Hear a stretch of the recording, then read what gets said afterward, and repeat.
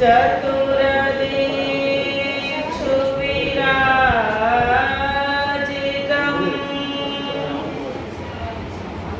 तत्र सिंहासने ध्यायेत् कृष्णं कमललोचनम्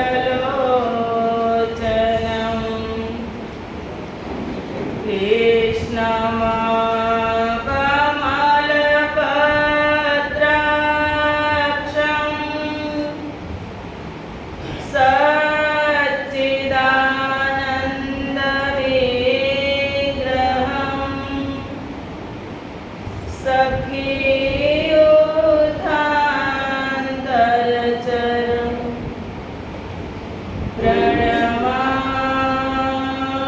परात्परम्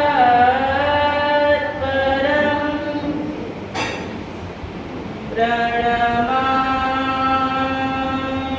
परात्परम् वन्दो सद्गुरुचरणको करो प्रेम प्रणाम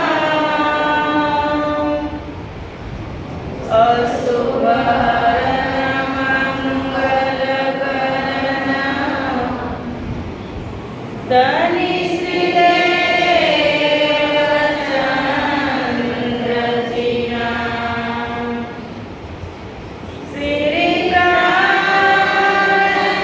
श्रीप्राणनाथ निजमूलपति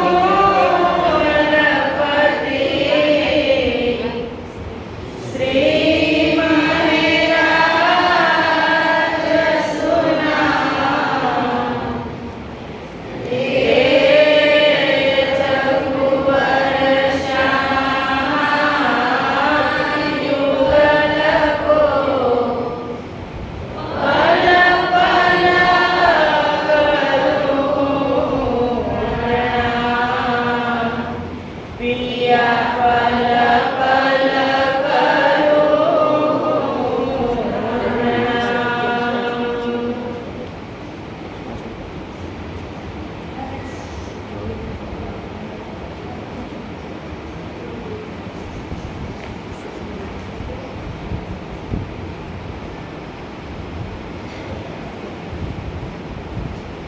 बोलो श्री प्राणनाथ प्यारे की जय। चर्चा प्रारंभ होत है, सुनो साथ चित दे। भजो राज श्यामा श्री प्राणनाथ, सखी जीवन हमारा श्री महामति कहे साथ जी, भया चर्चा का वखत। अब तुम सुनियो चित्त दे, लाल आगे आए बैठे न तखत। लाल आगे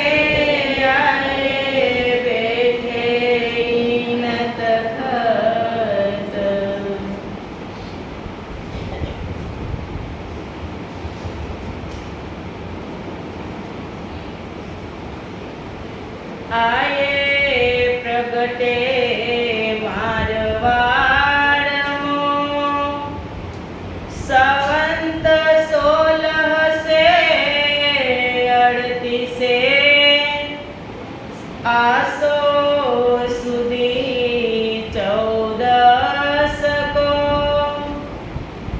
जन्मे दिन श्री देवचंद्र जी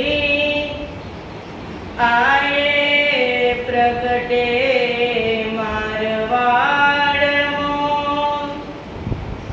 तामे गाम उमरकोट, मत्तु मेहता घर अवतार।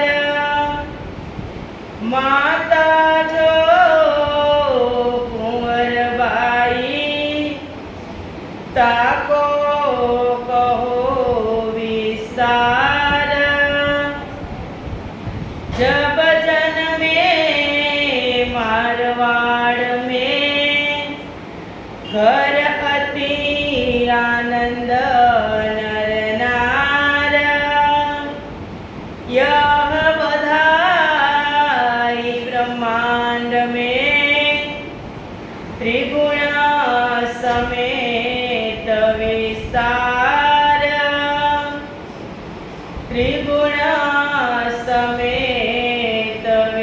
વિસ્તાર.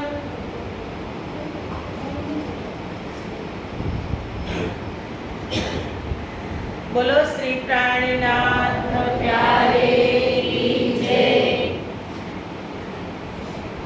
આદ્ય જાગણી પીઠ શ્રી પાંચ મહામંગલપુરી ધામમાં સદા સર્વદા વિરાજમાન શ્રીજી મહારાજ તથા શ્રી બાયજુરાજ મહારાણી તથા તેમની પરમ પવિત્ર ગાદી શોભાવી રહ્યા છે તેવા મારા જ્ઞાનના આદર્શ જીવનના પથદર્શક પૂજનીય વંદનીય પ્રાતઃ સ્મરણીય જગતગુરુ શ્રી આચાર્ય મહારાજ શ્રીજીના શ્રી ચરણોમાં મારા કોટી કોટી પ્રેમ પ્રણામ. બ્રહ્મલીન દાદા શ્રી શ્યામદાસજી મહારાજના આ પરમ પવિત્ર દરબાર, તાપીનો પવિત્ર કિનારો અને તે પાવન ધરતી ઉપર મહામંત્રી સ્વામી શ્રી લાલદાસજી વિરચિત કથાનું સુંદર આયોજન અને આયોજક છે શ્રી તેજ કુંવર મહિલા મંડળ.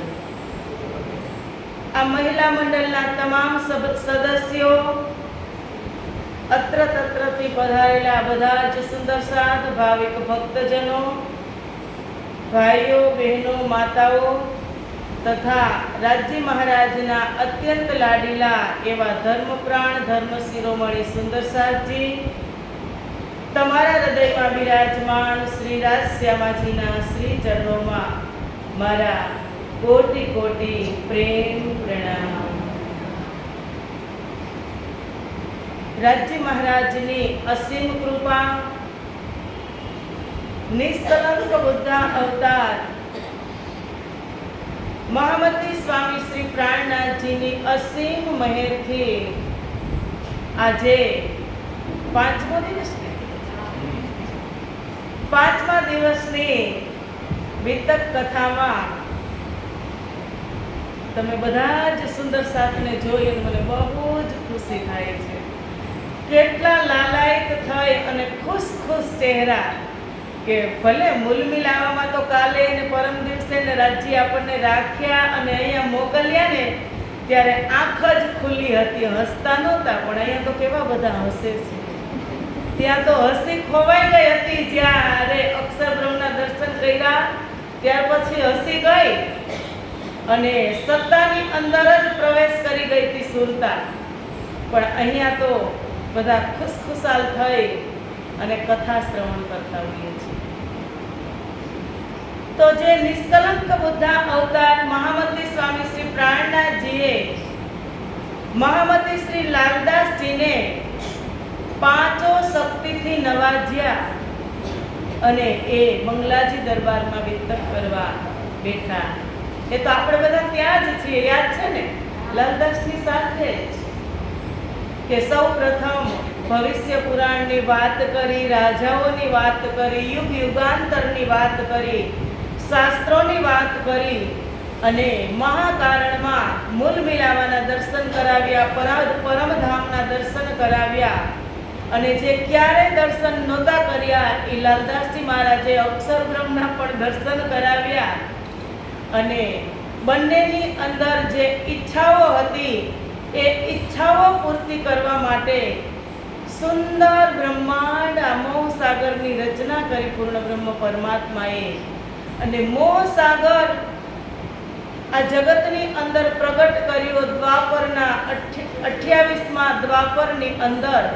કાલમાયા બ્રહ્માંડમાં વ્રજની લીલા કરી, યોગમાયા બ્રહ્માંડની અંદર રાસની લીલા કરી અને મનોરથ પૂર્ણ ન ભયે તાયે તીસરો ભયો ઈંડ, તેમાં ઈચ્છાઓ ન પૂરી થઈ એટલે આ ત્રીજા બ્રહ્માંડની રચના કરી અને આ જગતની અંદર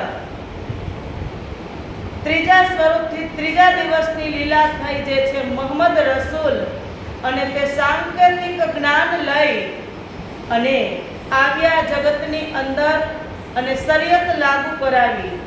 ત્યારે એ સમયની અંદર કર્મ ઉપાસના છોડાવી અને શરીયત લાગુ કરાવી અને ઇસ્લામ ધર્મ ચલાવ્યો. અને કુરાનની અંદર 6 દિવસ પૂર્ણ બ્રહ્મ પરમાત્મા લીલા કરશે એ વાત કરી. એ 6 દિવસ છે વ્રજ, રાસ, પછી મોહમ્મદ સાહેબ, હાદી, મહેંદી અને ઇમામ. એ 6 દિવસની લીલા જાહેર કરી અને મોહમ્મદ સાહેબ ગયા 63 વર્ષ સુધી અહીંયા લીલા કરી. પરમધામની અંદર તે ગયા ચિંતનથી. ત્યારે એની ઉંમર મોહમ્મદ સાહેબની પણ 40 વર્ષની જ હતી. અને ચિંતનથી તે પરમધામ ગયા. ચાંદની ચોકમાં ઊભા રહ્યા. ત્યાં રાજજી મહારાજ એમનો પ્રેમ મોકલે છે સામો, કારણ કે તે અંદર જઈ શકતા નથી. એટલું નૂર એની સામે પ્રગટ થયું તો પ્રેમનો તખત, રફરફનો તખત એની સામે ગયો અને તે મૂલ મિલાવા સુધી ગયા. પૂર્ણ બ્રહ્મ પરમાત્માના દર્શન કરી કુરાને શરીફ લઈ એની અંદર જે 90,000 શબ્દ છે એ લઈ અને આ જગતમાં આવ્યા. 30,000 હરફ એને જાહેર કર્યા, શરીયત લાગુ કરાવી પરમાત્માના આદેશ અનુસાર. અને 30,000 શબ્દ એવો આદેશ હતો કે જો કોઈ તને ખોજી મળે તો એને આપજે આ ઉપાસનાના 30,000 હરફ, અને જે 30,000 બાકી રહેશે તે તો હું જાતે આવીને જ ખોલીશ. એટલે ખુદા કી સાહેબી ખુદા હી દેવે, હું આવીને જ મારી ઓળખાણ દુનિયાને કરાવીશ કે હું આ જગતની અંદર. આપણે વાત થઈ ને કે પીયું 5 બેર હમ વાસ્તે સાગર મેં ડારિયા આપ. એ જ્યારે હું ચોથા દિવસની ચોથા સ્વરૂપની લીલામાં પ્રગટ થઈશ ત્યારે હું મારી ઓળખાણ હું ખુદ જ કરાવીશ. એટલે મોહમ્મદ સાહેબ ગયા, એને 990 વર્ષ અને 9 મહિના થયા. 1000 વર્ષમાં 9.25 વર્ષ બાકી રહ્યા. ત્યારે રૂહ અલ્લાહ મિસલ ગાજ્યો. શ્યામા મહારાણી પોતાની મર્દોની જમાત લઈ રાજજી મહારાજની 5 શક્તિથી વિભૂષિત થઈ અને ઉમરકોટની દિવ્ય ધરતી ઉપર અવતરિત થયા. ત્યાં સુધી કાલે આપણે સાંભળ્યું હતું કે વિક્રમ સંવત 1638, પણ એમની પહેલા 3 વર્ષ संवत 1635 में हुक्म हुआ धनी धाम आज्ञा भई आवेश पर तुम जाओ उमरकोट गाम. કે કોઈ પણ આ કોઈ સામાન્ય અવતાર નથી, સ્વયં પૂર્ણ બ્રહ્મ પરમાત્મા જ છે. એટલે પરમાત્માની પહેલા ક્યારે આવ્યા હતા? દ્વાપરમાં થોડીક ઝલક આવેશ સ્વરૂપે બતાવી હતી અને અત્યારે પણ આવેશ લઈ અને આવે છે, પણ સ્વયં આવે છે સત્તાના સ્વરૂપે. એટલે પવિત્ર ધરતીની શોધ આવેશ કરતો હતો કે ક્યાં એવી પવિત્ર ધરતી છે, ક્યાં આવા પુણ્યાત્માઓ રહે છે અને એને પણ હું પવિત્ર કરી અને પછી હું આ જગતની અંદર પ્રગટ થાવ. તો એક વખત મત્તુ મહેતા અને કુંવરબાઈ સંધ્યાવદન કરવા બેઠા. એમને કોઈ બાળક ન હતું, કોઈ સંતાન ન હતું. મત્તુ મહેતાની ઉંમર 38 વર્ષની હતી અને કુંવરબાઈની ઉંમર 29 વર્ષની હતી. ત્યાં સુધી દાંપત્ય જીવનમાં એને સંતતિ હતી નહીં. અને દાંપત્ય જીવન ક્યારે આપણે સફળ થયું કહેવાય કે જ્યારે સંતતિ હોય. ભક્તિ તો ખૂબ જ કરતા હતા, આપણને ખબર જ છે, પણ ભક્તિ પાછળ પણ કોઈ કારણ, કોઈ રીઝન હોય. તો એ કારણ હતું સંતાન પ્રાપ્તિ. પરમાત્મા જ્યાં સુધી તે ન થાય ત્યાં સુધી ભક્તિ તો એ કરે જ, પણ એની ઈચ્છા એ જ હોય, એની કોઈ બીજી ઈચ્છા ન હોય કે મને ધામ મળે કે મને મુક્તિ મળે. એક જ ઈચ્છા હોય અને એને એવી માન્યતા હોય કે હું આ ભક્તિ કરીશ ત્યારે પરમાત્મા અવશ્ય મને આ ફળ આપશે એટલો વિશ્વાસ હોય અને સમય આવી ગયો. તે પૂછતા હતા જ્યોતિષીઓને પણ કે અમારા નસીબમાં છે કે નથી. ત્યારે જ્યોતિષીઓ પણ કહેતા કે કોઈ એવા અવતારી પુરુષ આવશે, અવતારોના અવતાર હશે, એવા દિવ્ય તેજ, એવા ધામની શક્તિ લઈ એના જગતની અંદર અવતરશે, એ તમારી ઘરે ચોક્કસ એ આવશે. ત્યારે આ ચંદ્રરથની વાત થાય છે કે સંધ્યાવદન કરવા બેઠા બંને દંપતી, ત્યારે આકાશ માર્ગેથી ચંદ્ર આવી અને કુંવરબાઈના મુખ દ્વારા અંદર પ્રવેશ કરી ગયો. અને પ્રવેશ કરી ગયો 1635માં અને 1637માં 2 વર્ષ તો એ આવે છે ધરતી જ પવિત્ર કરી. 1637માં એ ચંદ્રરથે પ્રવેશ કર્યો અને 38માં પ્રગટ થયા. વિક્રમ સંવત 1638 આસો સુધી 14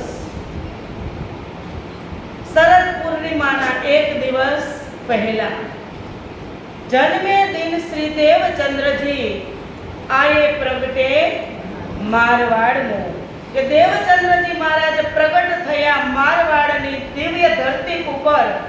પણ છે કે મૂળ આવેશ છે. આવેશ વિતક દરમિયાન તમે ઘણી જગ્યાએ આપણે સાંભળશું, શ્રવણ કરીશું કે ત્યાં આવેશ આવ્યો, આવેશ આવ્યો. ક્યાંય સૂક્ષ્મ સ્વરૂપમાં આવ્યો તો ક્યાંય પ્રત્યક્ષ સ્વરૂપમાં આવેશ આવે છે કે સરસ ચોપાઈ છે. આવેશ મૂળ સ્વરૂપ કે લીએ શક્તિ નાના રૂપ. નાની પણ શક્તિ લઈ શકે અને નાનું રૂપ લઈ શકે આવેશ, અને મોટું પણ રૂપ લઈ શકે. પણ આવેશ ક્યાંથી પ્રગટ થાય છે? મૂળ સ્વરૂપમાંથી. આગળ વાત આપણે થઈ ને 2 થી 3 દિવસથી એ જ વાત કરીએ છીએ કે પૂર્ણ બ્રહ્મ પરમાત્માનું પરમધામની અંદર કેટલા નામ છે? નામ કેટલા છે? રાજજી મહારાજના પરમધામમાં કેટલા નામ છે? 3 છે. એક નામ છે શ્રી રાધા અને શ્રી કૃષ્ણ. એ કયું નામ છે? સ્વરૂપવાચી નામ છે. રાજજી અને શ્યામાજી એ સત્તાવાચક નામ છે, અને શ્યામ અને શ્યામા એ અવસ્થા સૂચક નામ છે. 3 નામ છે, પણ હજી એક ચોથું પણ નામ છે, મૂળ સ્વરૂપ. મૂળ સ્વરૂપ એનું મૂળ નામ છે. એટલે કીધું આવેશ મૂળ સ્વરૂપ કો. ક્યાંથી આવેશ આવ્યો? મૂળ સ્વરૂપમાંથી આવેશ આવ્યો. હુકમ દ્વારા આયો બ્રહ્માંડ ભેદ કો. બ્રહ્માંડ ભેદી અને આવેશ આવ્યો આ જગતમાં. ધરે અનેક સ્વરૂપ. આ જગતની અંદર અવતારો કેટલા છે? 6 પ્રકારના અવતાર છે. અંશ અવતાર, અંશ અવતાર, કલા અવતાર, આવેશ અવતાર. જે આ છે પણ નાના પ્રકારે ઘણા પ્રકારે રૂપ ધારણ કરશે. આવેશ અવતાર ચોથો, પછી 5મો છે પૂર્ણ અવતાર, અને 6થો છે પરિપૂર્ણતમ અવતાર. એ નિષ્કલંક બુદ્ધા અવતારનો જે પરિપૂર્ણ, જે સતચિદ અને આનંદ સ્વરૂપે જે પરમધામમાં મૂળ સ્વરૂપ છે, મૂળ સ્વરૂપથી જે મૂળ લીલાઓ પ્રગટ થઈ હતી ને, એ જ મૂળ લીલા વ્રજમાં પ્રગટ થઈ, એ જ મૂળ લીલા રાસમાં પ્રગટ થઈ, એ જ મૂળ લીલા જાગરી બ્રહ્માંડમાં પ્રગટ થઈ. એટલે જ કીધું મૂળ લીલાની જ ધામ કીજે તીનો લીલા में प्रगटे देही. तीन लीला तीन ब्रह्मांड माही तामे जागनी દિવ્ય આનંદ ભરેલો હોય ને તો જાગણી લીલાની અંદર. શું કામ? કે જાગણી લીલાની અંદર આપણી અવસ્થા બિલકુલ જાગૃત છે. કાલ આપણે કેટલો આનંદ કર્યો જ્યારે સદગુરુનું પ્રાગટ્ય થયું ત્યારે. જેટલો વ્રજમાં પરમાત્માએ જ્યારે વસુદેવ અને દેવકી થકી જે વિષ્ણુ સ્વરૂપે પ્રગટ થયા અને જે નંદની ઘરે પ્રગટ થયા, એટલો આનંદ નતો આવ્યો એટલો આપણે આનંદ કાલે લીધો. શું કામ? આપણી અવસ્થા કેવી છે? જાગૃત છે. અવસ્થા તો પરમ દિવસે જાગૃત જ હતી, પણ એ લીલાની અવસ્થા નિંદની હતી. એટલે એ બધાનું સુખ આ જાગણી બ્રહ્માંડમાં લેવાનું છે. વ્રજનું, રાસનું, બરારબનું, નવતનપુરી ધામનું કે એક પરમધામની લીલાનું, ચારો કો યામે ભોગ, આમાં સુખ લેવાનું છે. તો એક પ્રશ્ન છે, સુખ મોટું કે આનંદ? તો હવે કેમ એ મને તમારે સમજાવવું તો પડશે ને. સુખ હોય તો હવે કોઈ આપણે 5 સ્ટાર હોટલમાં ગયા હોય, એવા મોટા મહેલમાં ગયા હોય 10 દિવસ રોકાવા, બહુ જ સુખ હોય, બહુ જ સુખ હોય ને આનંદ ન કહેવાય. એટલે ખબર પડે કે હવે થોડાક સમયમાં તો જવાનું, અને સુખ તમે ભોગવતા થઈ જાઓ ને, સુખ આપણે ભોગવતા થઈ જાય ને એટલે ઢગલા બંધ ઈચ્છાઓ પ્રગટ થાય. એક વખત તમને સુખ આવ્યું, પરમ સુખ સાંસારિક, એટલે ઢગલા બંધ ઈચ્છાઓ થાય અને ઈચ્છાઓની કોઈ દિવસ પૂર્તિ થતી નથી. એટલે ન પૂર્તિ થાય એટલે તુરંત જ દુઃખનો અનુભવ થાય. પણ આનંદ એ શું છે? આનંદ એ નિજ આત્મ સ્વરૂપે આનંદ લેવાનો છે. એટલે આપણા સંપ્રદાયનું નામ શું છે? નિજાનંદ સંપ્રદાય. નિજાનંદ સંપ્રદાય શ્રી કૃષ્ણ પ્રણામી ધર્મ. નથી અવાજ આવતો? અહીંથી સેટિંગ કરવાનું છે. હવે હવે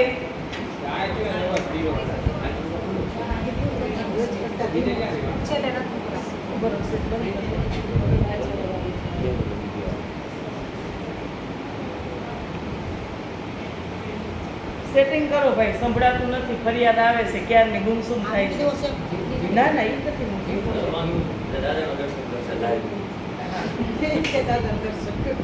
એની અંદર ઘણી બધી શક્તિઓ સમાવેશ થતો હોય છે.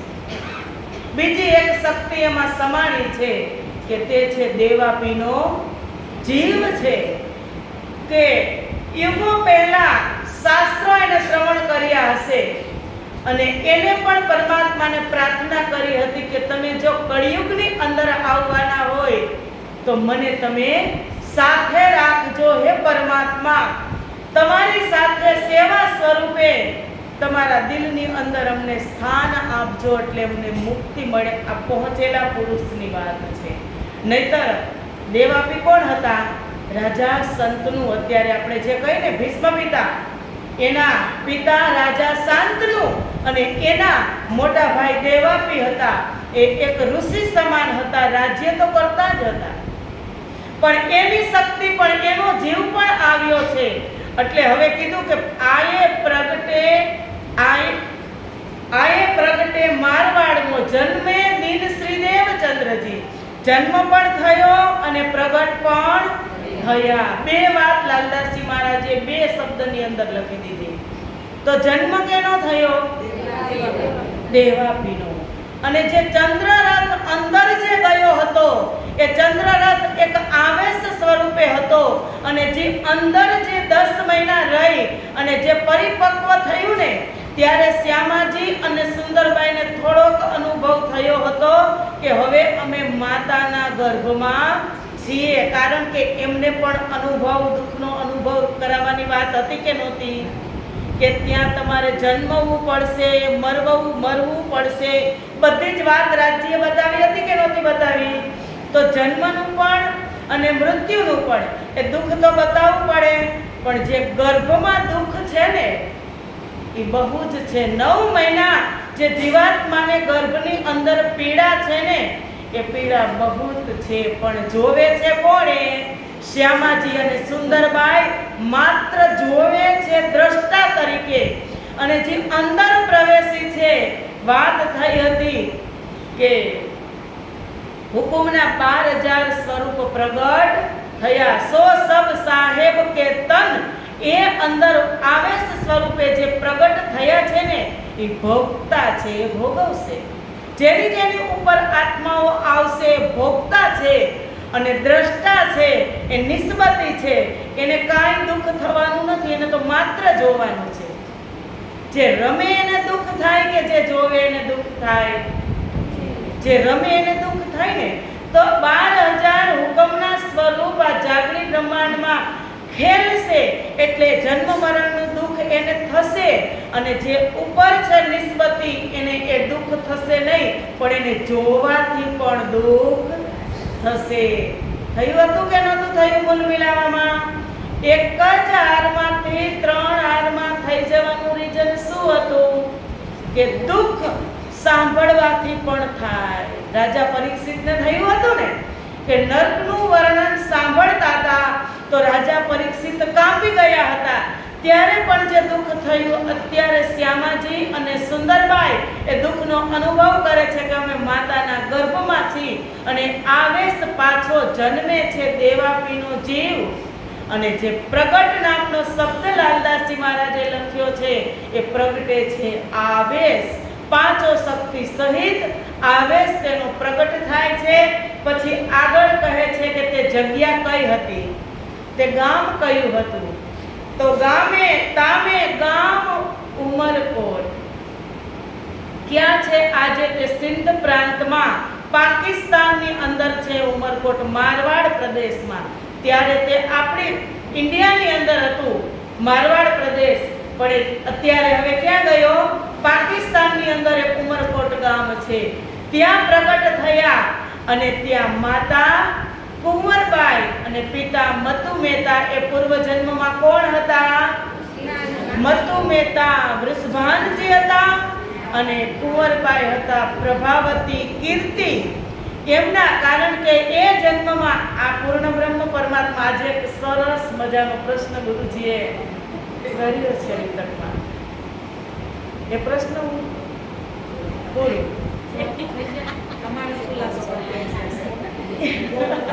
પણ મને ના પાડી છે ને, ના પાડી છે. એટલે કે જે માતા પ્રભાવતી અને પિતા જે વૃષભાનજી છે, એ પૂર્વ જન્મની અંદર મતુ મહેતા પહેલા એ જન્મની અંદર જ્યારે એના ઉદરે જ્યારે રાધા પ્રગટ થયા હતા ને, રાધા રાણી, ત્યારે એ પુત્રીનો ભાવ જાણી અને માતા પિતાનો ભાવ જાણી અને રાધા રાણીની જેવી સેવા કરવી જોઈએ એવી રીતે કરી શક્યા ન હતા. આપણે આપણી દીકરીની ખબર જ છે કે રાધા છે, પણ માતા પિતા એટલી સેવા કરી શકે? તો ત્યારે એના મનોરથ હતા કે પાછલા જન્મમાં પણ તમે સાથે રાખો તો અમારો જન્મ સફળ થાય, તમારી સેવા કરે. એવા તો ઘણા સાથીદારો આવશે. આગળ આપણે જોશું કે આ ઋણાનું બંધન જન્મો જન્માંતરનું હોય છે. એટલે પ્રાણનાથજીએ કીધું ને, આપણને એવું થાય કે કોઈ દીકરા છે કે કોઈ દીકરી છે આપણી ઘરે અવતાર લેતા હોય, જન્મ લેતા હોય અને પૂર્વ જન્મનું કોઈ ઋણ આપણું રહી ગયું હોય માતા પિતાનું, તો આ જગતમાં આવી અને બીમારી આવે જન્મતાની સાથે. અને પૂર્વ જન્મમાં આપણે જેટલું ઋણ એનું લીધું હોય ને, એ બધું આપણે આ જન્મમાં ચૂકવવાનું હોય, એને શરીરને ભોગવવાનું હોય અને પછી એ જતા હોય છે. પણ ઋણાનું બંધન તો એકબીજાને પરિવારમાં હોય ને હોય તો જ એક પરિવારમાં તે ભેગા થયા હોય. તો દેવચંદ્રજી મહારાજના માતા પિતા મતુ મહેતા અને કુંવરબાઈ પૂર્વ જન્મમાં વૃષભાન અને કીર્તિ હતા. અને માતા જો કુંવરબાઈ તાકો કહો વિસ્તાર, કે હવે એ કુંવરબાઈ અને મતુ મહેતા કેની ભક્તિ કરતા હતા? કૃષ્ણ પરમાત્માની જ કરતા હતા. પણ ભક્તિની વાત થઈ કે ભક્તિ પાછળ પણ કોઈ રીઝન હોય. હવે તેની ઘરે પ્રગટ થઈ ગયા એટલે કેટલા ખુશ હશે કે જે રાહ જોતા હતા, માત્ર એ બે જ રાહ નહોતા જોતા, આખી દુનિયા એની રાહ જોતી હતી. એ આપણને ખબર નથી, પણ શાસ્ત્રો કહે છે કે આખી દુનિયા એની રાહ જોતી હતી કે આવસી આવસી રે સબ કોઈ કહેતા, આવસી આવસી રે ધની સબ કોઈ કહેતા, આગમી કરતા રે પુકાર. આગમવાણીમાં કહી દીધું હતું કે પૂર્ણ બ્રહ્મ પરમાત્મા તેની પ્યારી આત્માઓ સાથે આ જગતની અંદર આવશે. એ આજે વાણી સાર્થક થઈ કે એ સત્યવાણી સબોકી કરી, એ વાણી સત્ય આજે થઈ. અબ આયે કરો દીદાર, હવે તમે દર્શન કરો, એ પ્રગટ થઈ ગયા છે. પછી કીધું જબ જન્મે મારવાડ में ઘર અતિ આનંદ નરનાર. હવે 40 વર્ષની ઉંમર કરીબ થઈ ગઈ હોય, કોઈ સંતતિ ન હોય, અને પછી આવી દિવ્ય શક્તિ પ્રગટ થાય તો આનંદનો પાર હોય. નરનાર, લાલદાસજીએ નરનાર લખ્યું છે કે ઘર અતિ આનંદ નરનાર. એ નરનારમાં તો એના ઘરમાં બે જ હતા, પણ જે ઉમરકોટ છે, અહીંયા તો વાત આગળ આવશે. यह बधाई ब्रह्मांड में त्रिगुण समेत विस्तार, કે સદગુરુ મહારાજ પ્રગટ થયા ને, એવી દિવ્ય શક્તિ પરમધામથી પ્રગટ થઈને તો પૂરા સંસાર, આ 8મો લોક છે ને, આની નીચે 7 લોક, આની ઉપર 6 લોક, 14 લોક બ્રહ્માંડ, અષ્ટાવરણ 7 શૂન્ય સુધી, નિરાકાર સુધી, અવ્યાકૃત સબલિક સુધી જેટલી પણ મહાન વિભૂતિઓ છે, દેવી દેવતાઓ છે, મહાન શક્તિઓ છે, ત્રિગુણ છે, એ બધાય આપવા માટે આવે છે. કેવી રીતે એને બધાય આપી હશે? અમુક આપણે જોઈને તો દેવી દેવતાઓ પ્રગટ થાય કે સારા કાર્ય કર્યા હોય તો સ્વર્ગમાંથી પુષ્પ વૃષ્ટિ કરતા હોય, પણ અહીંયા તો પુષ્પની પણ વૃષ્ટિ થાય અને શબ્દની પણ વૃષ્ટિ થશે. એટલે કીધું યહ બધાય બ્રહ્માંડ में ત્રિગુણ સમેત વિસ્તાર. ત્રિગુણ પણ એની અંદર બ્રહ્મા વિષ્ણુ મહેશ પણ આવી ગયા. અને આ તમને એવું લાગે કે આવો એક જ બ્રહ્માંડ છે? ત્રિગુણ નહોતા, અક્ષર બ્રહ્મ તો આવા અનંત બ્રહ્માંડ બનાવે છે. આ જેવો ત્રિગુણ, આ બ્રહ્માંડની અંદર ત્રિગુણ છે ને, જે ભારત વર્ષમાં જે આ બ્રહ્માંડ છે, એવા તો અનંત બ્રહ્માંડ છે. એ બધા જ બ્રહ્માંડની અંદર બધાય આપવા આવ્યા, અને જે ત્રિગુણ વાળા બ્રહ્માંડ છે એ પણ બધાય આપે છે. અને કહે છે કે સુખદાયી સબન કો અખંડ કરનહાર, વિશ્વ વંદે અક્ષર લો સુકે પરીક્ષિત સો કહ્યો વિચાર. હવે આ અવતાર છે જે નિષ્કલંક બુદ્ધા અવતાર પ્રગટ થયો, સુખદાયી સબન કો, તમામ જીવાત્માને સુખ અને શાંતિ આપશે, માત્ર બ્રહ્મ સૃષ્ટિને નહીં. નહીતર લાલદાસજી કોઈ દી એ શબ્દ ન વાપરે, સબન કો. સબન એટલે બ્રહ્મ સૃષ્ટિ જ નહીં, કીડીથી માંડી અને હાથી સુધી, અને મનુષ્યમાંથી માત્ર મનુષ્ય જ નહીં, 14 લોક બ્રહ્માંડમાં યક્ષ, કિન્નર, ગાંધર્વ, દેવી દેવતા, ત્રિગુણ આદિ નારાયણ બધા જને આ અવતાર સુખ આપશે. સુખદાયી સબન કો અખંડ કરનહાર, અને બધાને અખંડ કરશે. 3 જ અક્ષરમાં લાલદાસજી મહારાજે લખી દીધું છે, અખંડ કરનહાર. કેવી રીતે અખંડ કરશે? એવો કયો પદાર્થ લઈને આવશે કે અત્યાર સુધી અખંડ ન થયો? શાસ્ત્રો તો ઘણા બધા આવી ગયા કે જે આ દુનિયાવાળા પૂછે છે, એમાં આપણી પણ સાક્ષીઓ છે. ઉપનિષદો આવ્યા, વેદો આવ્યા, શાસ્ત્રો આવ્યા, પુરાણો આવ્યા, અને યુગાંતરથી વાત ચાલતી આવી છે. ને હવે તો કળિયુગનું અંતિમ ચરણ, એમાં આ અવતાર આવ્યો. પણ શું કીધું? અખંડ કરનહાર, સુખદાયી સબન કો. પણ એક એવો પદાર્થ લઈને આવશે કે જે તારતમ, કે જે ક્યારે પ્રગટ થયો નથી. પરમ ધામમાં પણ તારતમ મૂળ સ્વરૂપમાંથી ક્યારેય પ્રગટ થયો નથી. એટલે શું કીધું? તારતમ કાબલ કોઈ ન જાને, એક જાને મૂળ સ્વરૂપ. મૂળ સ્વરૂપ કે ચિત્ત વિવાદે તારતમ મેં કર્યું. કે મૂળ સ્વરૂપની અંદર જે તારતમ પ્રગટ થયો એ તારતમ આ જગતમાં પ્રગટ થયો, અને એ જ તારતમની વાત કરી કે અખંડ કરનહાર. એ જ તારતમથી આખા વિશ્વને, આ દુનિયા અખંડ થશે. વિશ્વ વંદે અક્ષરલો. આ વિશ્વની પહોંચ ક્યાં સુધીની છે? અક્ષર બ્રહ્મ સુધી, સબલિક સુધી. પણ વિશ્વ વંદે અક્ષરલો. પણ રાજા પરીક્ષિત શું કહે છે કે નહીં, આ એવું જ્ઞાન આવશે કે કર્મ છોડાવશે, ઉપાસના છોડાવશે, અને જ્ઞાન અને મહાવિજ્ઞાન સુધી લઈ જશે. કર્મ, ઉપાસના, જ્ઞાન અને મહાવિજ્ઞાન સુધી.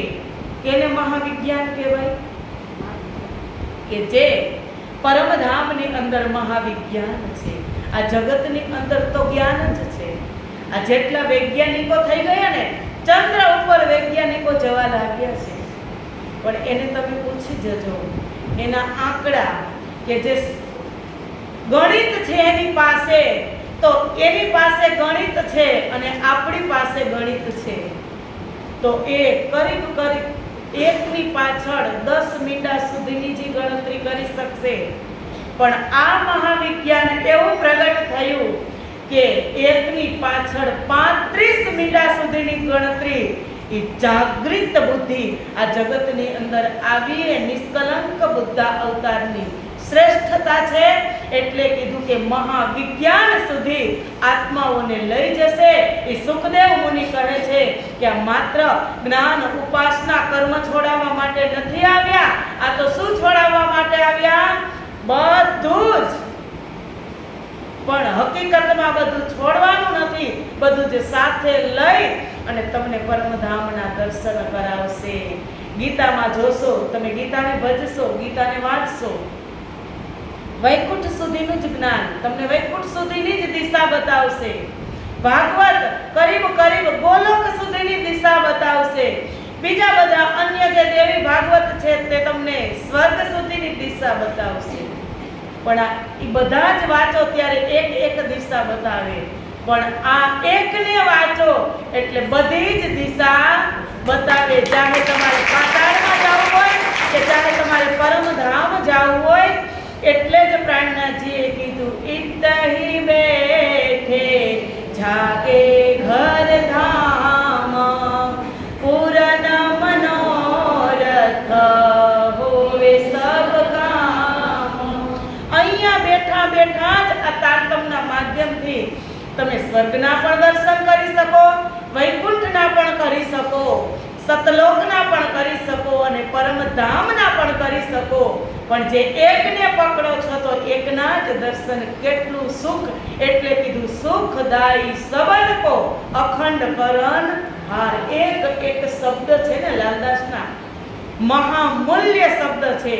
અને ભૂત, ભવિષ્ય અને વર્તમાનના ત્રિકાલ જ્ઞાની છે, બ્રહ્મ દ્રષ્ટા છે લાલદાસજી મહારાજ.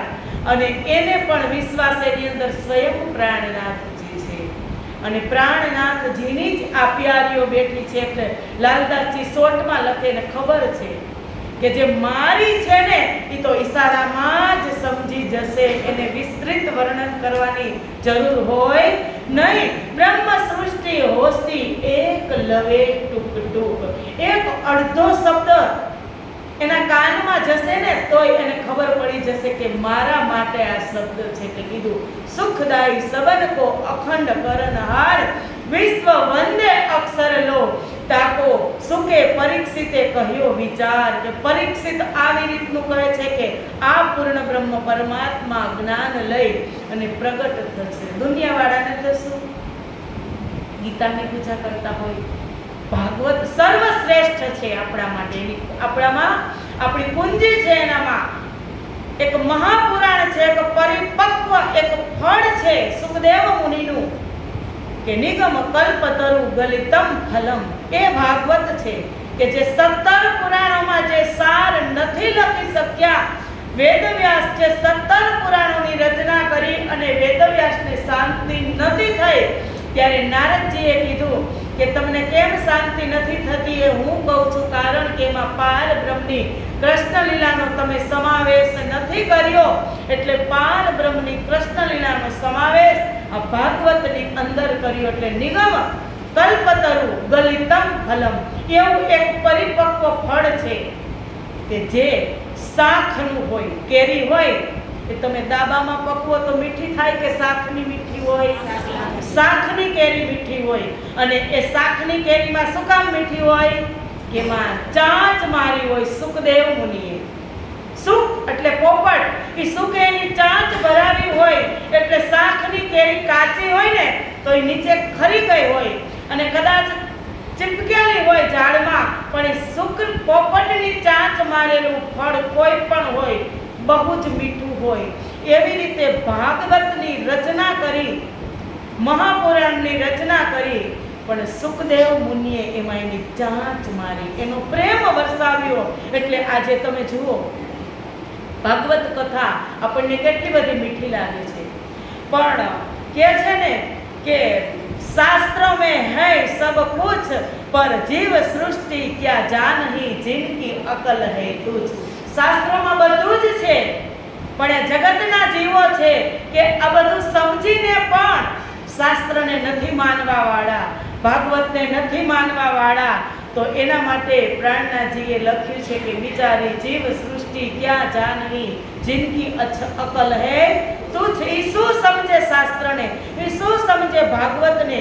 એવા આ શાસ્ત્રો આ જગતની અંદર આવ્યા, પણ એમાંથી શ્રેષ્ઠમાં શ્રેષ્ઠ આવ્યું તો સ્વસંવેદ, જે આપણી સામે છે, જે તારતમ સાગર છે, જે વેદો બ્રહ્માજીએ પ્રગટ કર્યા. કેટલા?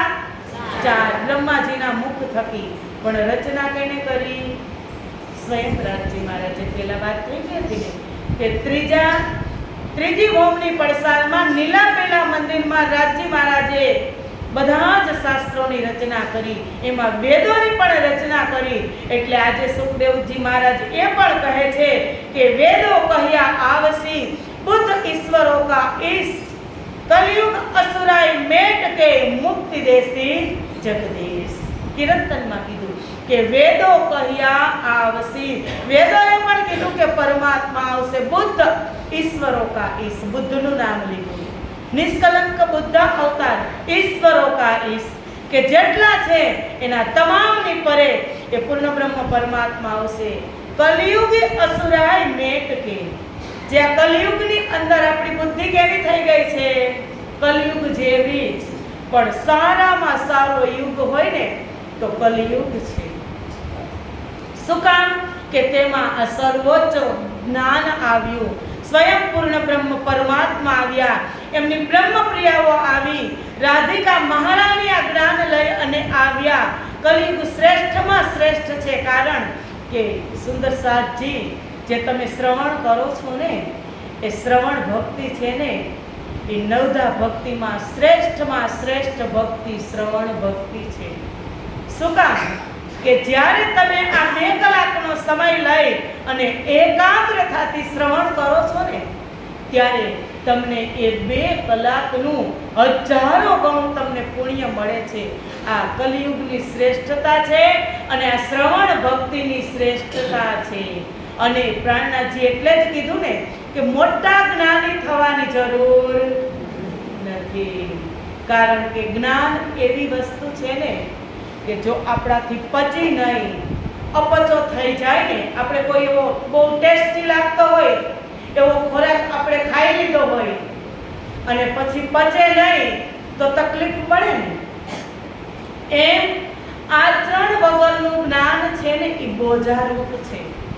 ચિંતન વગરનું જ્ઞાન છે ને એ બોજારૂપ છે. અને મારું ને તમારું બધા જનું આપણે મિક્સ કરી દઈએ અને પછી ઊંધિયું થઈ જાય અને ખુદનું જ્યાં સુધી ચિંતન ન હોય ત્યાં સુધી એ જ્ઞાનની અંદરથી કોઈ દિવસ પ્રેમ પ્રગટ થવાનો નથી. એટલે પ્રાણનાથજી શું કીધું? ચર્ચા સોના જો દિન ને રાત આપણને તૂટ્યા શ્રી પ્રાણનાથ. રાત અને દિવસ તમે ચર્ચા સાંભળજો, કારણ કે આપણને તૂટ્યા પ્રાણનાથ.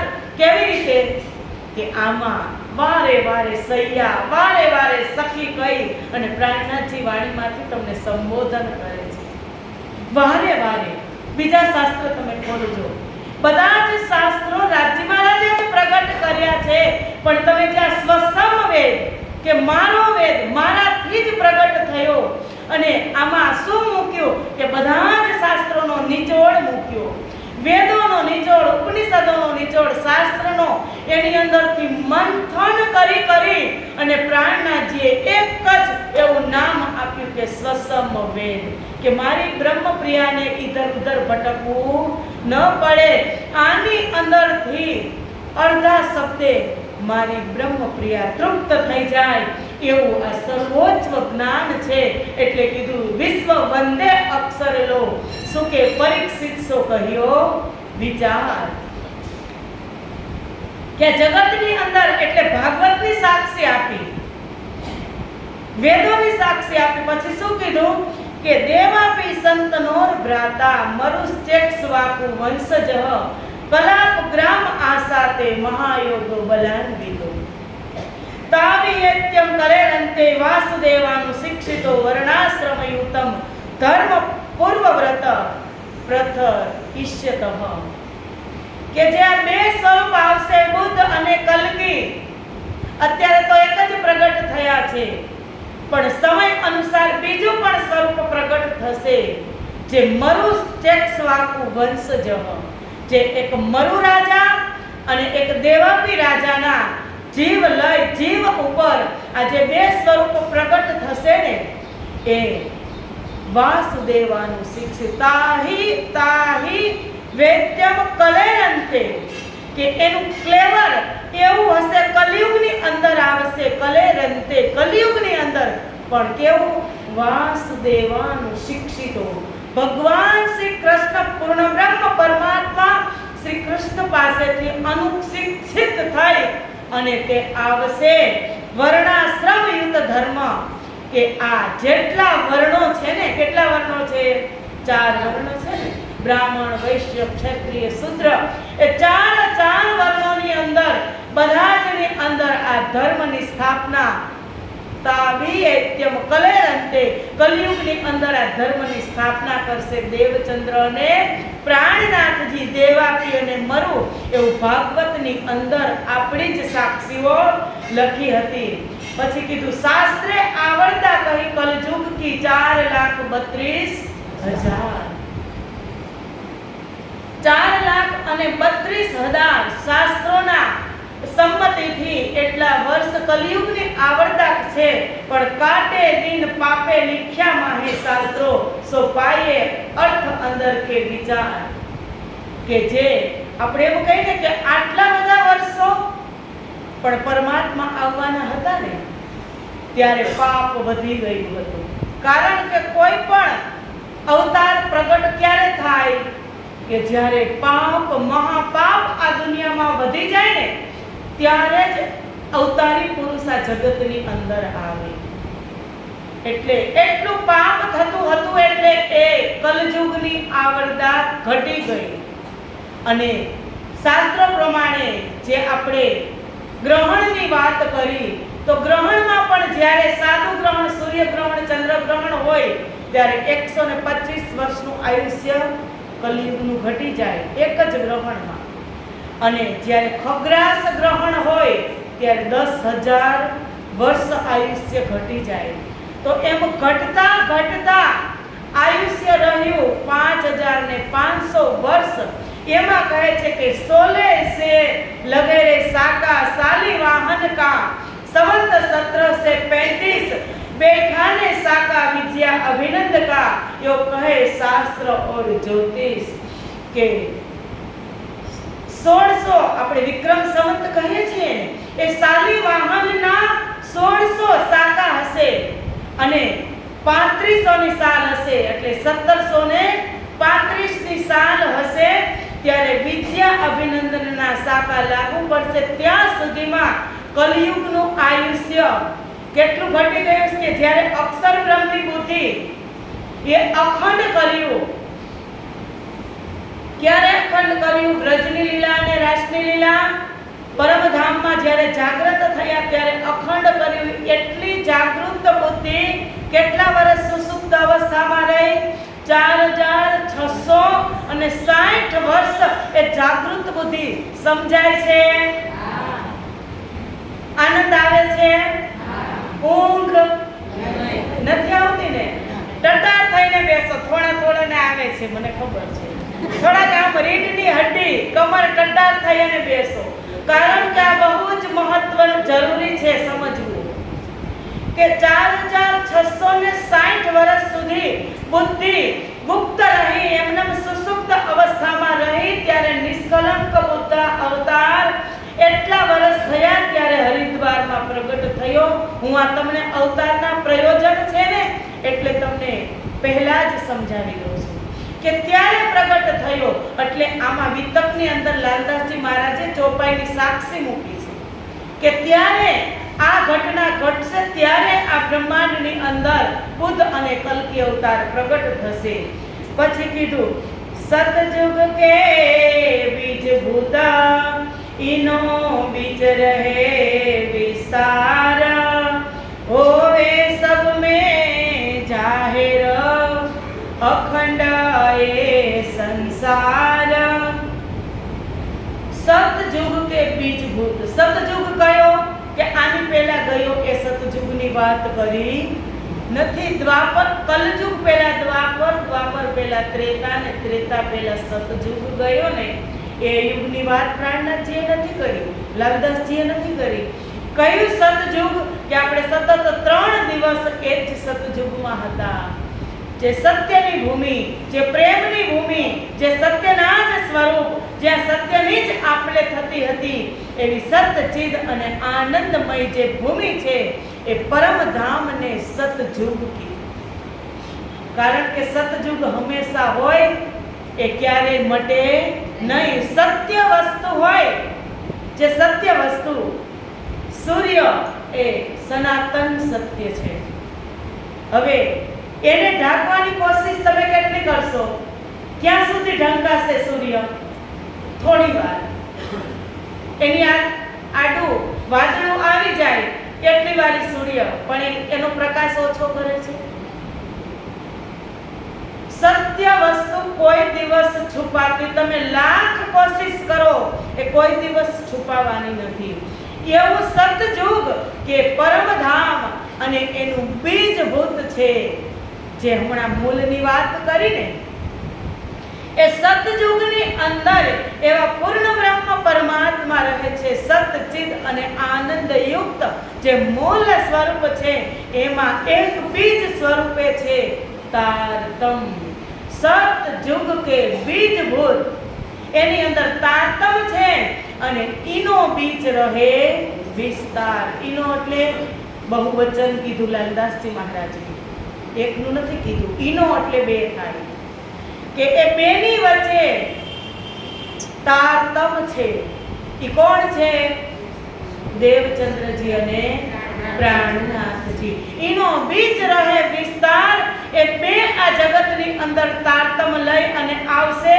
હોવે સબ મે જાહેર આ જગતની અંદર જાહેર કરશે અખંડ એ સંસાર જે અખંડ કરવાની વાત છે અખંડ કેવી રીતે થાય અખંડ એટલે શું અખંડ એટલે શાશ્વત મુક્તિ કે ત્યાંથી પાછું આવવું પડતું નથી ત્યાં ગયા પછી પાછું આવવું પડતું નથી ગીતામાં કૃષ્ણએ શું કીધું અર્જુનને ન સૂર્ય ન શશાંક ન પાવક યત ગત્વા ન નિવર્તન્તે તદ ધામમ પરમમ મમ કે હે અર્જુન, મારું એવું દિવ્ય રમણીય ધામ છે કે ત્યાં સૂર્ય પણ સ્વયં પ્રકાશિત છે, ચંદ્ર પણ સ્વયં પ્રકાશિત છે, મારા જ હુકમથી ચાલે છે, એવું મારું ધામ છે. યત ગત્વા ન નિવર્તન્તે, ત્યાં ગયા પછી આ જગતમાં પાછું આવવું પડતું નથી.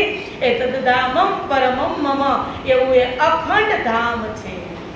એટલે કીધું હોવે સબ में जाहे, અખંડ એ સંસાર, ઈનો બીચ રહે વિસ્તાર. સતયુગ કે ઉલટાવું છું કે સતયુગ કે બીજભૂત જે સચ્ચિદાનંદ સ્વરૂપ મૂળ સ્વરૂપમાંથી જે બીજ સ્વરૂપે તારતમ પ્રગટ થયું, એ બીજ સ્વરૂપ તારતમ દેવચંદ્રજી અને પ્રાણનાથજીના તનથી ઈનો બીચ રહે વિસ્તાર, વિસ્તાર થશે અને હોવે સબ में जाहे, આખી દુનિયામાં. એટલે એવું નહીં મૃત્યુલોકમાં, મૃત્યુલોકમાં જ નહીં, પાતાળથી લઈ અને પરમધામ સુધીની વાત કરી.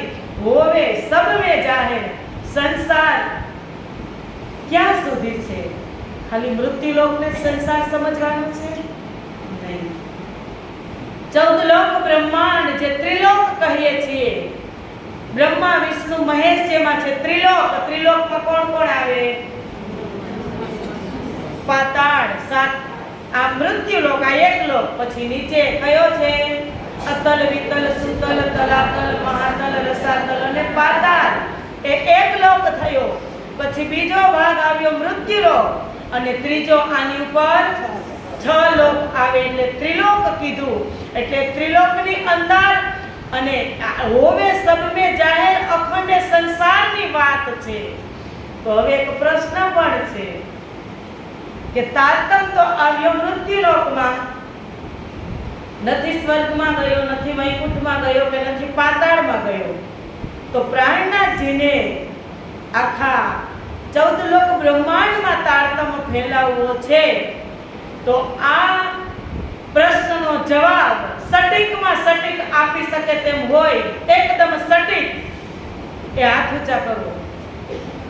શ્યામદાસ મહારાજ તરફથી 151 રૂપિયાને ભેટ આપવામાં આવશે બાઈજીરાજ મહારાજ તરફથી. સટીક હશે તો જ બોલો. કાળીબેન, એને પેલા હાથ ઊંચો. કાળીબેન બોલો.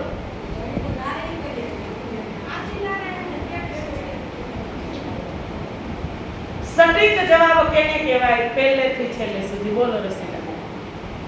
જેમ ખાતેમાં ગુરુ મહારાજ જાય છે, આખો બ્રહ્માંડ આદિનારાયણ છે, આદિનારાયણના એટલે આત્મો આ મૃત્યુલોકમાં એનું ઉત્તર કહેવાય. ઉત્તરમાં ગયેલો આખા શરીરમાં પ્રવેશ થાય છે, આત્મા આખા શરીર બધા આખા વિશ્વ બ્રહ્માંડમાં પ્રવેશ થાય.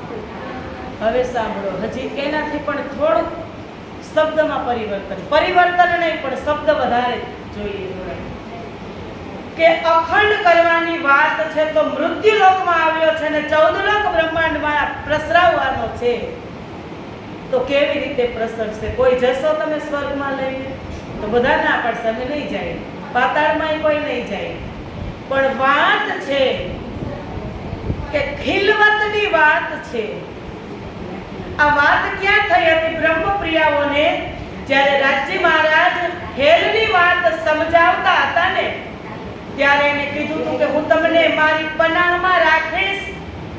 ખિલવતમાં બેસાડ્યા, મૂલ મિલાવાને ખિલવતની ઉપમા આપી છે. ખિલવત એટલે રાજજી મહારાજનું ઉદર. એ ક્યારે એને પ્રગટ કર્યું? કે જ્યારે 14 ગ્રંથ પ્રગટ થયા ને. સમજજો, બહુ સરસ આ વાત છે, સમજવા જેવી. નોટ કરી લેજો કે જ્યારે વાણી અવતરિત થઈ, 14 ગ્રંથ પ્રગટ થયા ને, ત્યારે ખિલવત ગ્રંથ છે 8મો, એને ઉદરની ઉપમા આપવામાં આવી. 14 ગ્રંથને 14 અંગની ઉપમા આપવામાં આવી છે. રાસહી ચરણ પ્રકાશ પિંડુરિયા ખટ ઋતુ ઘૂંટન કલશ જંગન કી સનંદ કમર કર કિરણ તન સોહે નાભી ગુલાસા ઉદર ખિલવત કી હૃદય પરિક્રમા કંઠ સાગર છબી મુખ સિનગાર નાસિકા સિંધી. આ 14 ગ્રંથ અને 14 અંગ. તો એમાં 8મું અંગ છે પેટ હકીકતમાં અને 8મો ગ્રંથ છે ખિલવત. ત્યારે રાજ્યએ કીધું હતું ને, હું તમને મારી પનાહમાં જ રાખીશ અને સંસારમાં તમને મોકલીશ. હું અક્ષરાતીતના ઉદરમાંથી સ્વપ્ન સ્વરૂપે અક્ષરને સંચારિત કરીશ, અક્ષર બ્રહ્મને આપીશ અને અક્ષર બ્રહ્મ એના મન સ્વરૂપે આદિનારાયણના પેટમાં આ તમને ઉતારશે. તો આ કેટલામો લોક છે? 8મો. 8મો છે ને, નીચેથી ગણીએ તો 8મો થાય ને. અતલ વિતલ સુતલ તલાતલ મહાતલ રસાતલ પાતાલ 7 લોક અને મૃત્યુલોક 8મો. સમજાય છે? 8મો. આ જેમ ખિલવત ઉદરની ઉપમા આપવામાં આવીને ખિલવત ગ્રંથની અંદર જ રાજ્ય મહારાજે આપણને એના પેટમાં બેસાડ્યા હતા. એમાં મૃત્યુલોક ભગવાન આદિનારાયણનું પેટ છે એની અંદર આવ્યા. હવે પેટ છે, હવે કામ કરે છે હાથ. તો હાથને ભૂખ લાગે છે, કાનને, નાકને, આંખને ભૂખ લાગે છે. ભૂખ કેને લાગે છે? તો એ કઈ કામ કરે છે?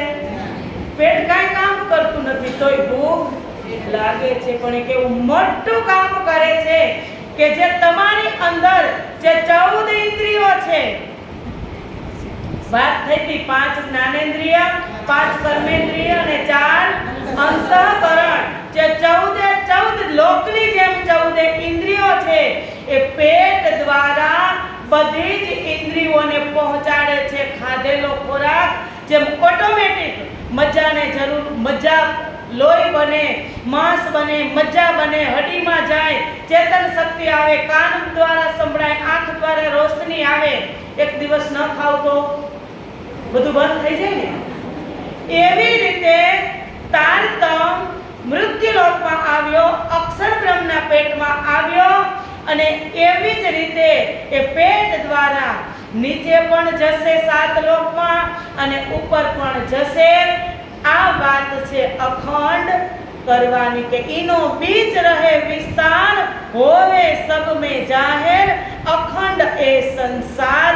લાલદાસજી મહારાજે તો 2 જ શબ્દમાં અખંડ અને વિસ્તાર લખી દીધું. પણ આ વિસ્તાર કેને કરવાનો હોય?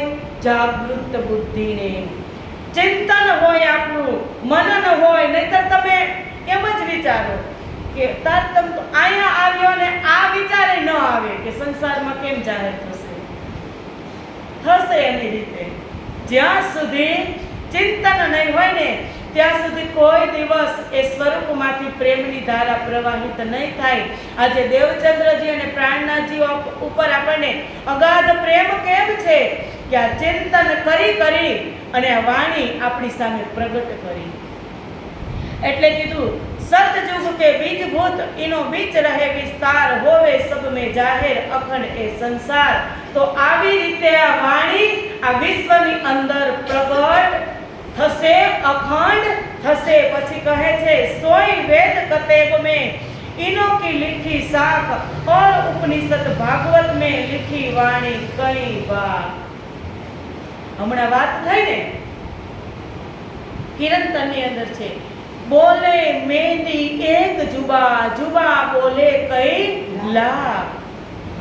કે એક જુબાથી મહેંદી અક્ષર બ્રહ્મની બુદ્ધિ બોલે છે, પણ જુબા બોલે કઈ લાખ. એક જ મહેંદી એક જ જુબાથી બોલ્યું. પણ આજે કેટલી જુબાઓ થઈ ગઈ. ગીતામાં પ્રગટ થઈ, ઉપનિષદમાં પ્રગટ થઈ, ભાગવતમાં પ્રગટ થઈ, રામાયણમાં પ્રગટ થઈ. કેટલી જુબાથી કેટલા શાસ્ત્રોની વાણી આની અંદર સમાવેશ રાજજી મહારાજે કર્યો. ખેલ में मेहंदी तोतला કીધું કે આ ખેલની અંદર મહેંદી તોતલી તોતલી ભાષામાં બોલશે ને તો મારી બ્રહ્મપ્રિયાઓને ખબર પડી જશે. દીકરો હોય,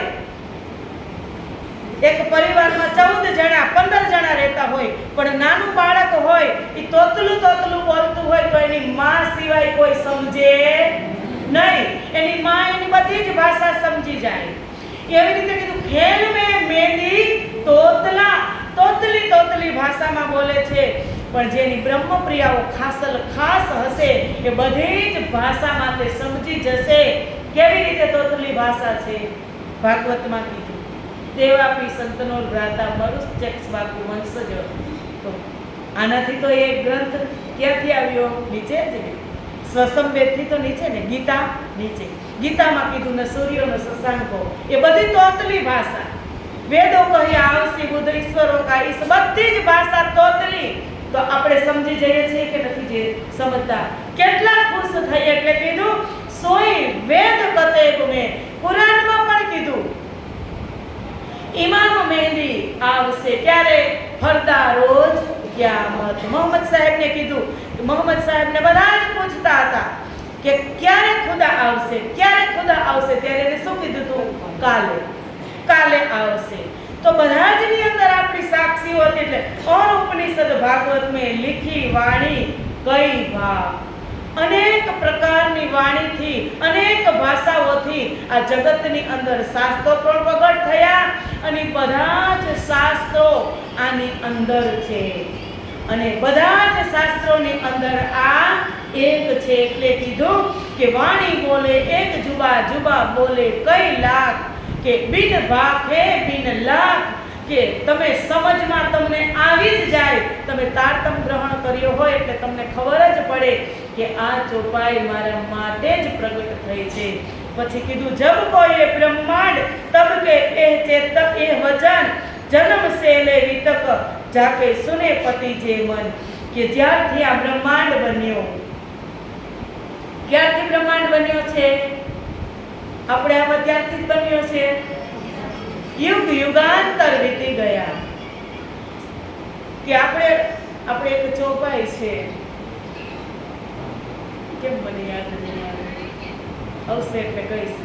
એ ચોપાઈ છે, ત્યારથી બ્રહ્માંડ બન્યો છે. આપણે પૂર્ણાહુતિમાં એ ચોપાઈ બોલીએ છીએ. એ ચોપાઈ છે એ કાલે બતાવીશું કે આ બ્રહ્માંડની શરૂઆત ક્યારે થઈ. કે સતયુગ કે બીજભૂત, કે જ્યારે સતયુગ પ્રગટ થયો ને, સતયુગ આ જગતની અંદર સતયુગ થયો ને, એના પ્રથમ દિવસથી, પ્રથમ ચરણથી, પહેલી કલાકથી, પહેલી મિનિટથી, પહેલા સેકન્ડથી સતયુગ પ્રગટ થયો ત્યારના આ વચન છે. રાજજી મહારાજ એમ કે છે કે ત્યારના આ બધા વચનો મેં તમને, એટલે તમે કીધું કે ના ઈશ્વરના મૂળ પ્રકૃતિ તાદિન કી કહું આપાવીતી, કાંઈ જ નહોતું, બ્રહ્મપ્રિયાઓની વાત દિલમાં લીધી, એની પહેલા શાસ્ત્રો આ જગતની અંદર પ્રગટ કર્યા હતા. એટલે એ વાત કહે છે કે જન્મ સે લે વિતકો, કે ત્યારથી જાકે સુને પતિ જે મન, કે આની ઓળખાણ કોણ કરી શકશે? કે જે પરમધામથી બ્રહ્મપ્રિયાઓ આવી છે. આ એક વાતના ખુલાસા તે તેના દિલમાં ધારણ કરશે અને તે સમજી શકશે. ताके ग्रंथ भाषा मिले आप अपने किए सब, एक मिलाए खोल दीजिए वस्त पावे तो. એવા ઘણા બધા શાસ્ત્ર મૂક્યા. એ એક ચાવી લગાવો એટલે બધા જ દરવાજા ખુલી જાય. એમાં આ એક તારતમ સાગર એવું છે કે તાકે ગ્રંથ ભાષા મિલે, આ એક એવો ગ્રંથ છે આપ અપને કિએ સબ. આ ગ્રંથની અંદર બધાને સમાવી લીધા, બધા જ આપણા છે. આની અંદર કાંઈ છે? એકેશ્વરવાદ માટે તો આ દુનિયાની અંદર લડત થતી હતી, એટલે તો નિષ્કલંક બુદ્ધા અવતારનું પ્રયોજન છે. એટલે કીધું આપ અપને કિએ સબ, બધા જ ને પ્રાણનાજીએ પોતાની અંદર સમાવી લીધા. એક મિલાઈ ખોલ દીજીએ. હવે એક જ ચાવીથી ભાગવત પણ ખુલશે, ગીતા પણ ખુલશે, શાસ્ત્રો પણ ખુલશે, ઉપનિષદો પણ ખુલશે, વેદો પણ ખુલશે. કઈ ચાવી છે? તારતમ રૂપી માસ્ટર ચાવીથી બધા જ શાસ્ત્રો ખુલી જશે. એટલે કિરંતનની અંદર કીધું, અને આ કોણ ખોલી શકે? ઈ ચોપાઈ એકદમ સટીક ચોપાઈ પ્રાણનાજીએ કિરંતનમાં મૂકી છે કે ભવસાગર और भागवत की कुंजी एक समारी, दो ताले दो दरवाजे कोई खोल न सके संसारी. भवसागर और भागवत की कुंजी एक समारी. આ ભવસાગરની અંદર જેટલા શાસ્ત્રો આવ્યા અને ભાગવત આવ્યું, એ ચાવી ક્યાં આવી હતી? પેલા ભાગવતની અંદર. ભાગવતની અંદર કીધું હતું ને કે તમારી નિશાનીઓ છે. દો તાલે દો દરવાજે, કોઈ ખોલ ન શકે સંસારી. બે તાળા કયા કે જે પડદો બની ગયા, બે કોમ બની ગઈ, કુરાન અને જે કતેબની વાત છે. એ બંને વાતો દો તાલે બે ઉપર તાળા લાગેલા છે, પણ કોઈ ખોલ ન શકે સંસારી. સંસારની બુદ્ધિથી ચિંતન મંથન નહીં હોય ત્યાં સુધી તાળા ખુલવાના નથી. સોઈ શરત કુરાન में लिखी 120 वर्ष 4 5 छठा दिन तब जाहिर होवे अरस. સોઈ શરત કુરાન में, કુરાનની વાત આવી ને કે બધી જ વાત પ્રાણનાથજીએ કુરાનની અંદર પહેલેથી જ જ્યારે મોહમ્મદ સાહેબને કીધું ત્યારે લખી હતી, પણ 30,000 હરફ ઉપર મોહમ્મદ સાહેબને પણ અધિકાર હતો નહીં. એટલે કીધું લીખી 120 વર્ષ. આ 120 વર્ષની લીલા બંને આદિઓની, સદગુરુ મહારાજ અને પ્રાણનાથજી મહારાજની 4 5 છઠ્ઠા દિન, ચોથો પાંચમો અને છઠ્ઠા દિવસ દરમિયાન જાહિર હોવે અરસ. ત્યારે પરમધામ ચોથા પાંચમા અને છઠ્ઠા દિવસે આ દુનિયાની અંદર પરમધામ જાહેર થશે. સબ સૃષ્ટિ સેજદા કરે હોવે જાહિર અખિંડ ધામ. જો યાદ નહીં અક્ષર લો અક્ષર કો સો શુદ્ધ સબો હુઈ તમામ. બહુ સરસ ચોપાય છે કે સબ સૃષ્ટિ સેજદા કરે હોવે જાહિર અખંડ ધામ. હવે જે ધામ વિશે કોઈ દિવસ કોઈ સાંભળ્યું નથી જગતના જીવાત્મા હોય કે ચાહે જ્યાં સુધી તારતમ નથી મળ્યો ત્યાં સુધી બ્રહ્મ સૃષ્ટિ. એની પહેલા એ આવ્યા પછી સબ સૃષ્ટિ સેજદા કરે હોવે જાહેર અખંડ ધામ. આની પણ એક સરસ ચોપાઈ છે. હું બહુ જ તમને નિવેદન કરું કે જબ હમ જાહેર હોએ સી તબ શુદ્ધ હોસી સંસાર. દુનિયા સારી દોડસી કરને કો વિદાર. આ કિરણતરની ચોપાઈ પ્રાણનાથજીએ કીધી કે જ્યારે આપણે જાહેર થશું ત્યારે શુદ્ધ હોસી સંસાર. જ્યારે પ્રગટ કરશું આ જગતની અંદર તારતમ, પ્રગટ તો પ્રાણનાથજીએ કર્યો, પણ હવે જાહેર કોને કરવાનો છે? સુંદર સાતની છે જવાબદારી કે જબ હમ જાહેર હોએ સી તબ શુદ્ધ હોસી સંસાર. દુનિયા સારી દોડસી કરને કો દીદાર. કેના દીદાર કરવા? બ્રહ્મ સૃષ્ટિના લાલદાસ છે એ જ ચોપાય. કારણ કે એટલે તો કીધું હમણાં જ વાત થઈ કે ભવસાગર और भागवत की कुंजी एक समारी. दो ताले दो दरवाजे कोई खोल न सके संसारी. આ ચિંતન વગર કે લાલદાસજીની આ ચોપાઈ વિતકની છે. આ ચોપાઈ કિરંતન ગ્રંથમાં કે ચાહે કોઈ પણ ગ્રંથમાં ક્યાં છે એની ખોજ કરવાની જરૂર છે. આનંદ ક્યારે આવે કે જ્યારે સાક્ષી આપે ને ત્યારે. સાક્ષી વગર કોઈ દિવસ આનંદ આવે નહીં. કારણ હરિદ્વારમાં તમે જોજો શ્રીજી મહારાજ પાસે બધા જ પુરાણની સાક્ષી માંગે છે. બધા જ અવતારો જે ત્યાં બેઠા છે, પૈગંબરો, ઋષિ મુનિઓ, મોટા મોટા મતાંતર વાળાઓ, જ્યાં સુધી સાક્ષી નહીં આપે ત્યાં સુધી સમજવાના નથી અને એ સ્વીકારવાના પણ નથી. પણ એક ખોજ છે ને સુંદર સાથજી, એ બધા જ અંધારા મિટાવી દે. મળી જાય આપણને. આપણી એક ભૂલ હોય ને એ ભૂલ આપણને મળે જ નહીં. અને જ્યારે ભૂલ મળી જાય ને ત્યારે આપણને કેટલો આનંદ થાય કે ના, મારી ભૂલ મને મળી ગઈ, હું ક્યારની ખોજતી હતી. એમ આ ભૂલ નથી શોધવી. આ એક એમાંથી એવો દીપક પ્રગટ કરવાનો છે વાણીમાંથી, કે એવો સિતારો પ્રગટ કરવાનો, એવો ચમકતો તારો કે આને ક્યારે આ લાગુ પડશે. એટલે પ્રાણનાથજીએ કીધું ને, ખોજ બડી સંસાર તુમ ખોજો, ખોજ બડી સંસાર તુમ ખોજો સાધો. ખોજત ખોજત સતગુરુ પાયે, સતગુરુ સંગ કરતા સાધો. સતગુરુ સંગ કરતા સાધો. ખોજત ખોજત સતગુરુ પાયે, સતગુરુ સંગ કરતાર. આ ખોજવાની જે પ્રતિક્રિયા છે, જે ખોજવાની પ્રક્રિયા છે, જે ખોજવાની સમજ છે, કોણ આપે આપણને? એ આપણા સતગુરુ આપે. એટલે કીધું કે સબ સૃષ્ટિ સેજદા કરે, જો હોવે અખંડ જાહેર ધામ, જો યાદ નહીં અક્ષર કો સો શુદ્ધ હુઈ તમામ. કે અક્ષર બ્રહ્મને પણ આ જગતની અંદર આવી અને હજુ યાદ નથી, કારણ કે તે શેમાં છે? સ્વપ્નની અંદર છે. અક્ષર બ્રહ્મને જ્યારે સમય સમયે આવેશ કામ કરશે ત્યારે ત્યારે વાણી પ્રગટ થશે. એટલે કીધું કે જો યાદ નહીં અક્ષર કોઈ, અક્ષરને પણ યાદ નથી. એટલી શોભા આ જગતમાં બ્રહ્મ સૃષ્ટિને આપી છે. જો દ્રષ્ટિ સિપન જીવકી નહીં મિને લખી મિને લગાર, સો દ્રષ્ટિ અખંડ સુખ में પહોંચી નૂર કે પાર. કે સ્વપ્નના જીવોની દ્રષ્ટિ ના નસીબમાં નહીં લીખી મિને લગાર, સો દ્રષ્ટિ અખંડ સુખ में પહોંચી નૂર કે પાર. આ તારતમ મળ્યા પછી નૂર કે પાર, નૂર તજલ્લા જે અક્ષરાતીત ધામ છે ત્યાં તેમની દ્રષ્ટિ ખુલી જશે. એ શુદ્ધ જો લે આઈએ રૂહ અલ્લાહ ચોથે આસમાન, तीन सेती प्राप्त भई त्रिगुण सृष्टि पहचान. આ કોણ શુદ્ધ લઈને આવ્યું? રૂહ અલ્લાહ ચોથે આસમાન. ચોથું આસમાન કયું છે?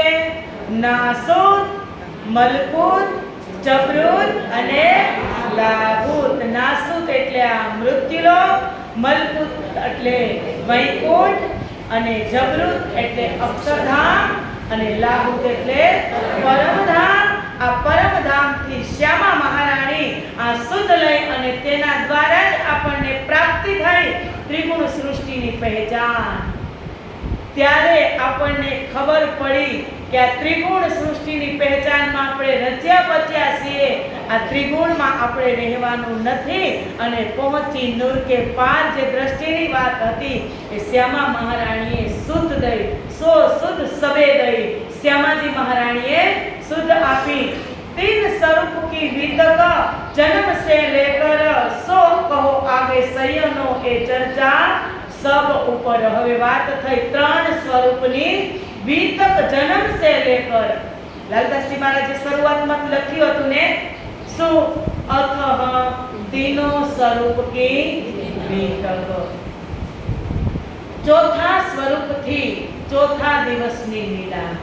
ચોથું સ્વરૂપ છે હાદીની લીલા. કે તીનો સ્વરૂપની વિતક હવે શરૂ થઈ. એમ લાલદાસજી મહારાજ કહે છે કે જન્મ સે લેકર, જન્મથી, જન્મનું પ્રગટન આપણે દેવચંદ્રજી મહારાજનું કરી દીધું. જન્મથી લઈ અને હવે વિતક શરૂ થઈ. સો કહો આગે સૈયનો એ ચર્ચા સબ ઉપર.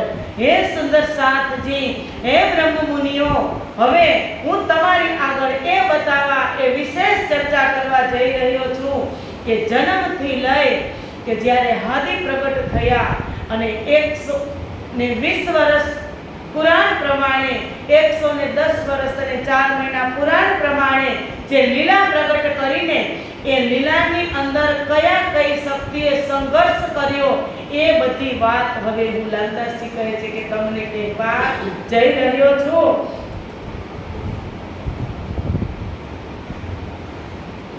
હવે જન્મથી વાત હતી ને તો દેવચંદ્રજી મહારાજ પ્રગટ થયા અને પછી મોટા તો થાય ને, તો હવે ધીમે ધીમે ધીમે સદગુરુ મહારાજ 5 વર્ષના થવા આવે છે. 5 વર્ષની ઉંમર થાય ત્યારે એના મનમાં ભક્તિ પ્રાપ્ત થાય છે, એક એવી શક્તિ પ્રાપ્ત થાય છે.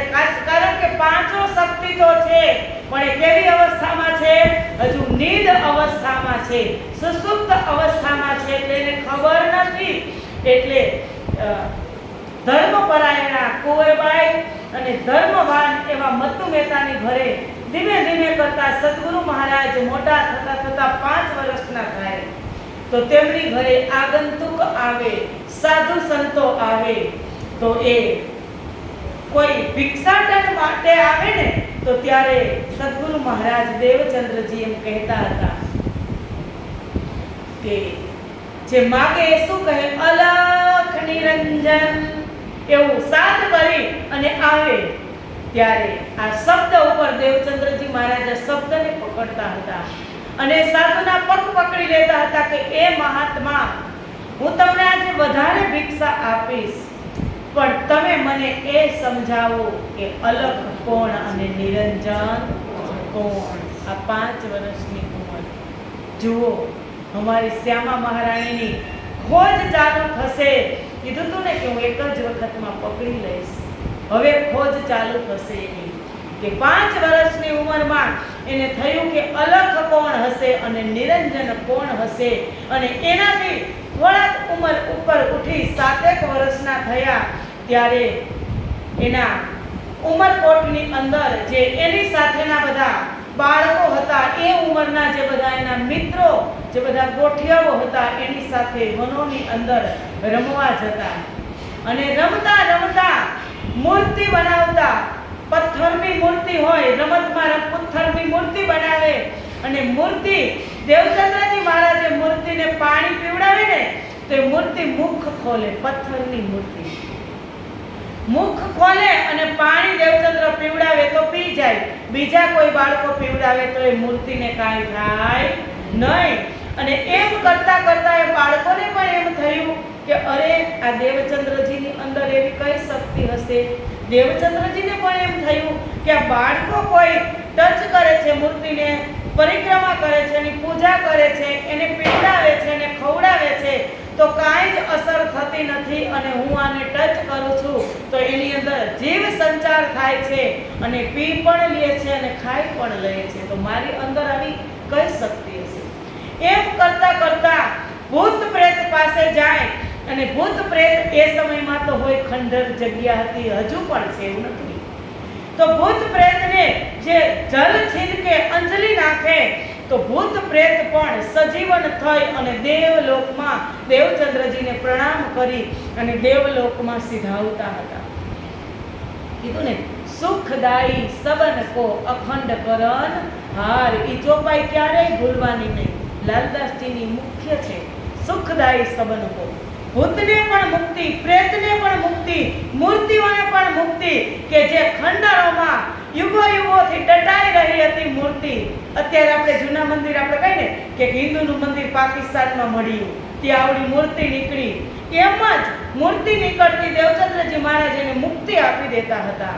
કારણ કે અખંડ કરનહાર, સુખ આપવા માટે આવ્યા હતા. એટલે એને શું કીધું કે 7 વર્ષની ઉંમરમાં આવી રીતે અને આમ કરતા કરતા 11 વર્ષ થઈ ગયા. અંદર પ્રબલતા વધતી ગઈ. કારણ કે હું જ છું, તમે જ છો, કે તમારા શરીરથી અને તમારા મન અને બુદ્ધિ તમારું રમણ કરતું હોય પરમાત્મા પાસે અને તમારા શરીરથી કોઈ એવો ચમત્કાર થઈ જાય તો તમને પણ એમ થાય ને કે કાંઈક તો છુપી શક્તિ હશે જ, કાંઈક આમાં વાત છે, આવું કેમ થાય છે? પ્રશ્ન તમને વારંવાર સતાવતો હોય.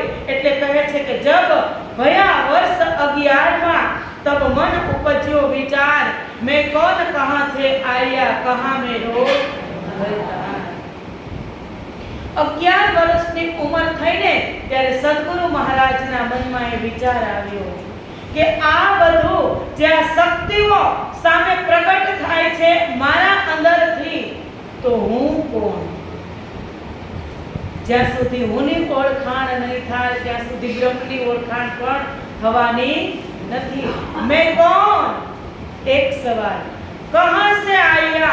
એ હું છે, મારી અંદર જે મેં છે એ ક્યાંથી આવી છે અને કહા મેરો ભરથાર, મારા આત્માના માલિક કોણ છે, મને બતાવવા વાળા કોણ છે?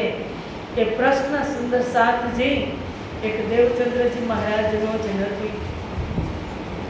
એ પ્રશ્ન આપણને પણ થવો જોઈએ.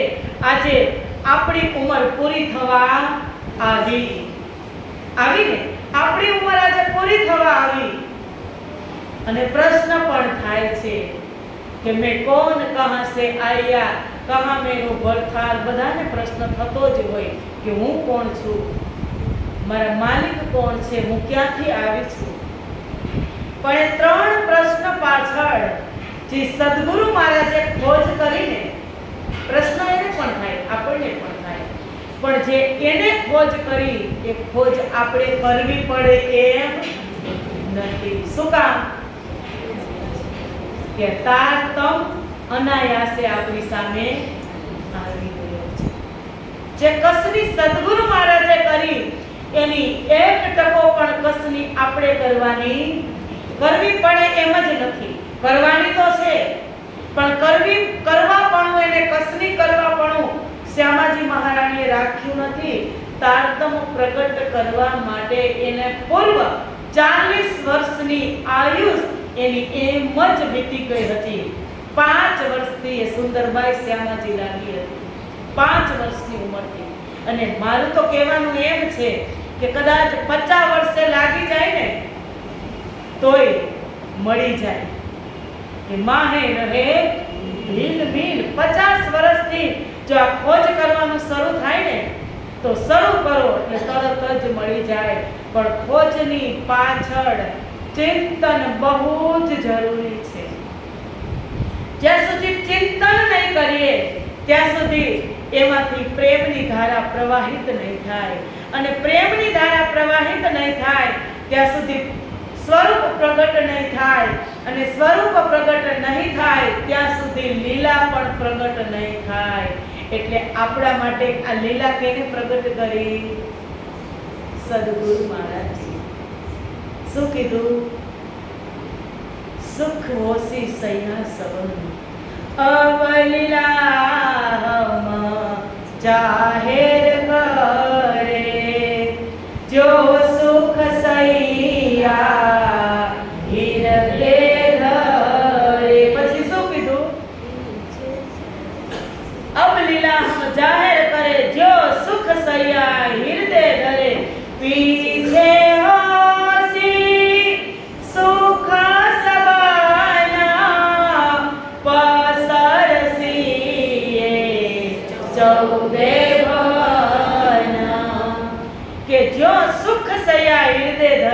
હવે હું લીલા પ્રગટ કરું છું.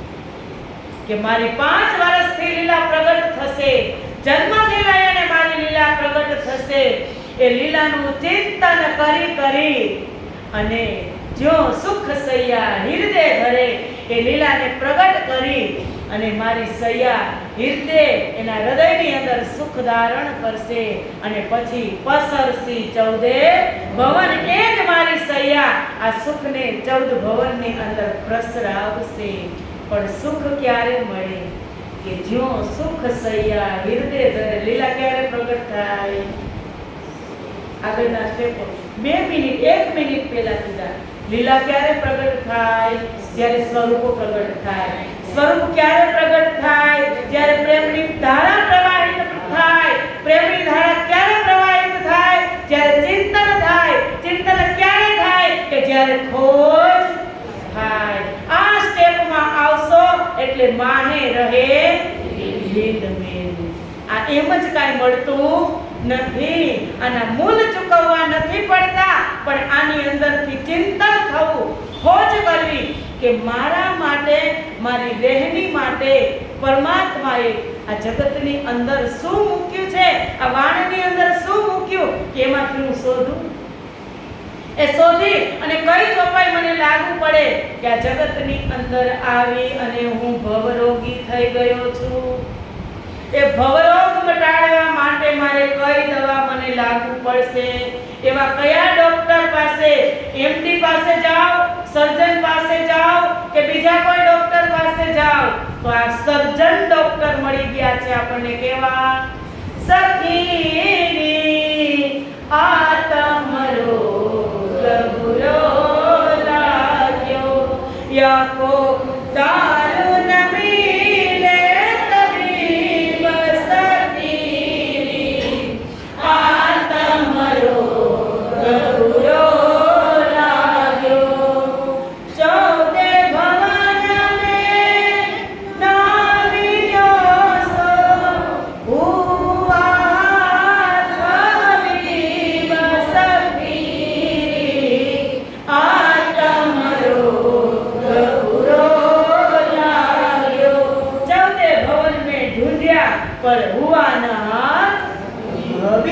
એવો મને કોઈ ડોક્ટર ન મળ્યો કે જે મારો રોગ મટાડે, જે મારો ભવ રોગ મટાડે.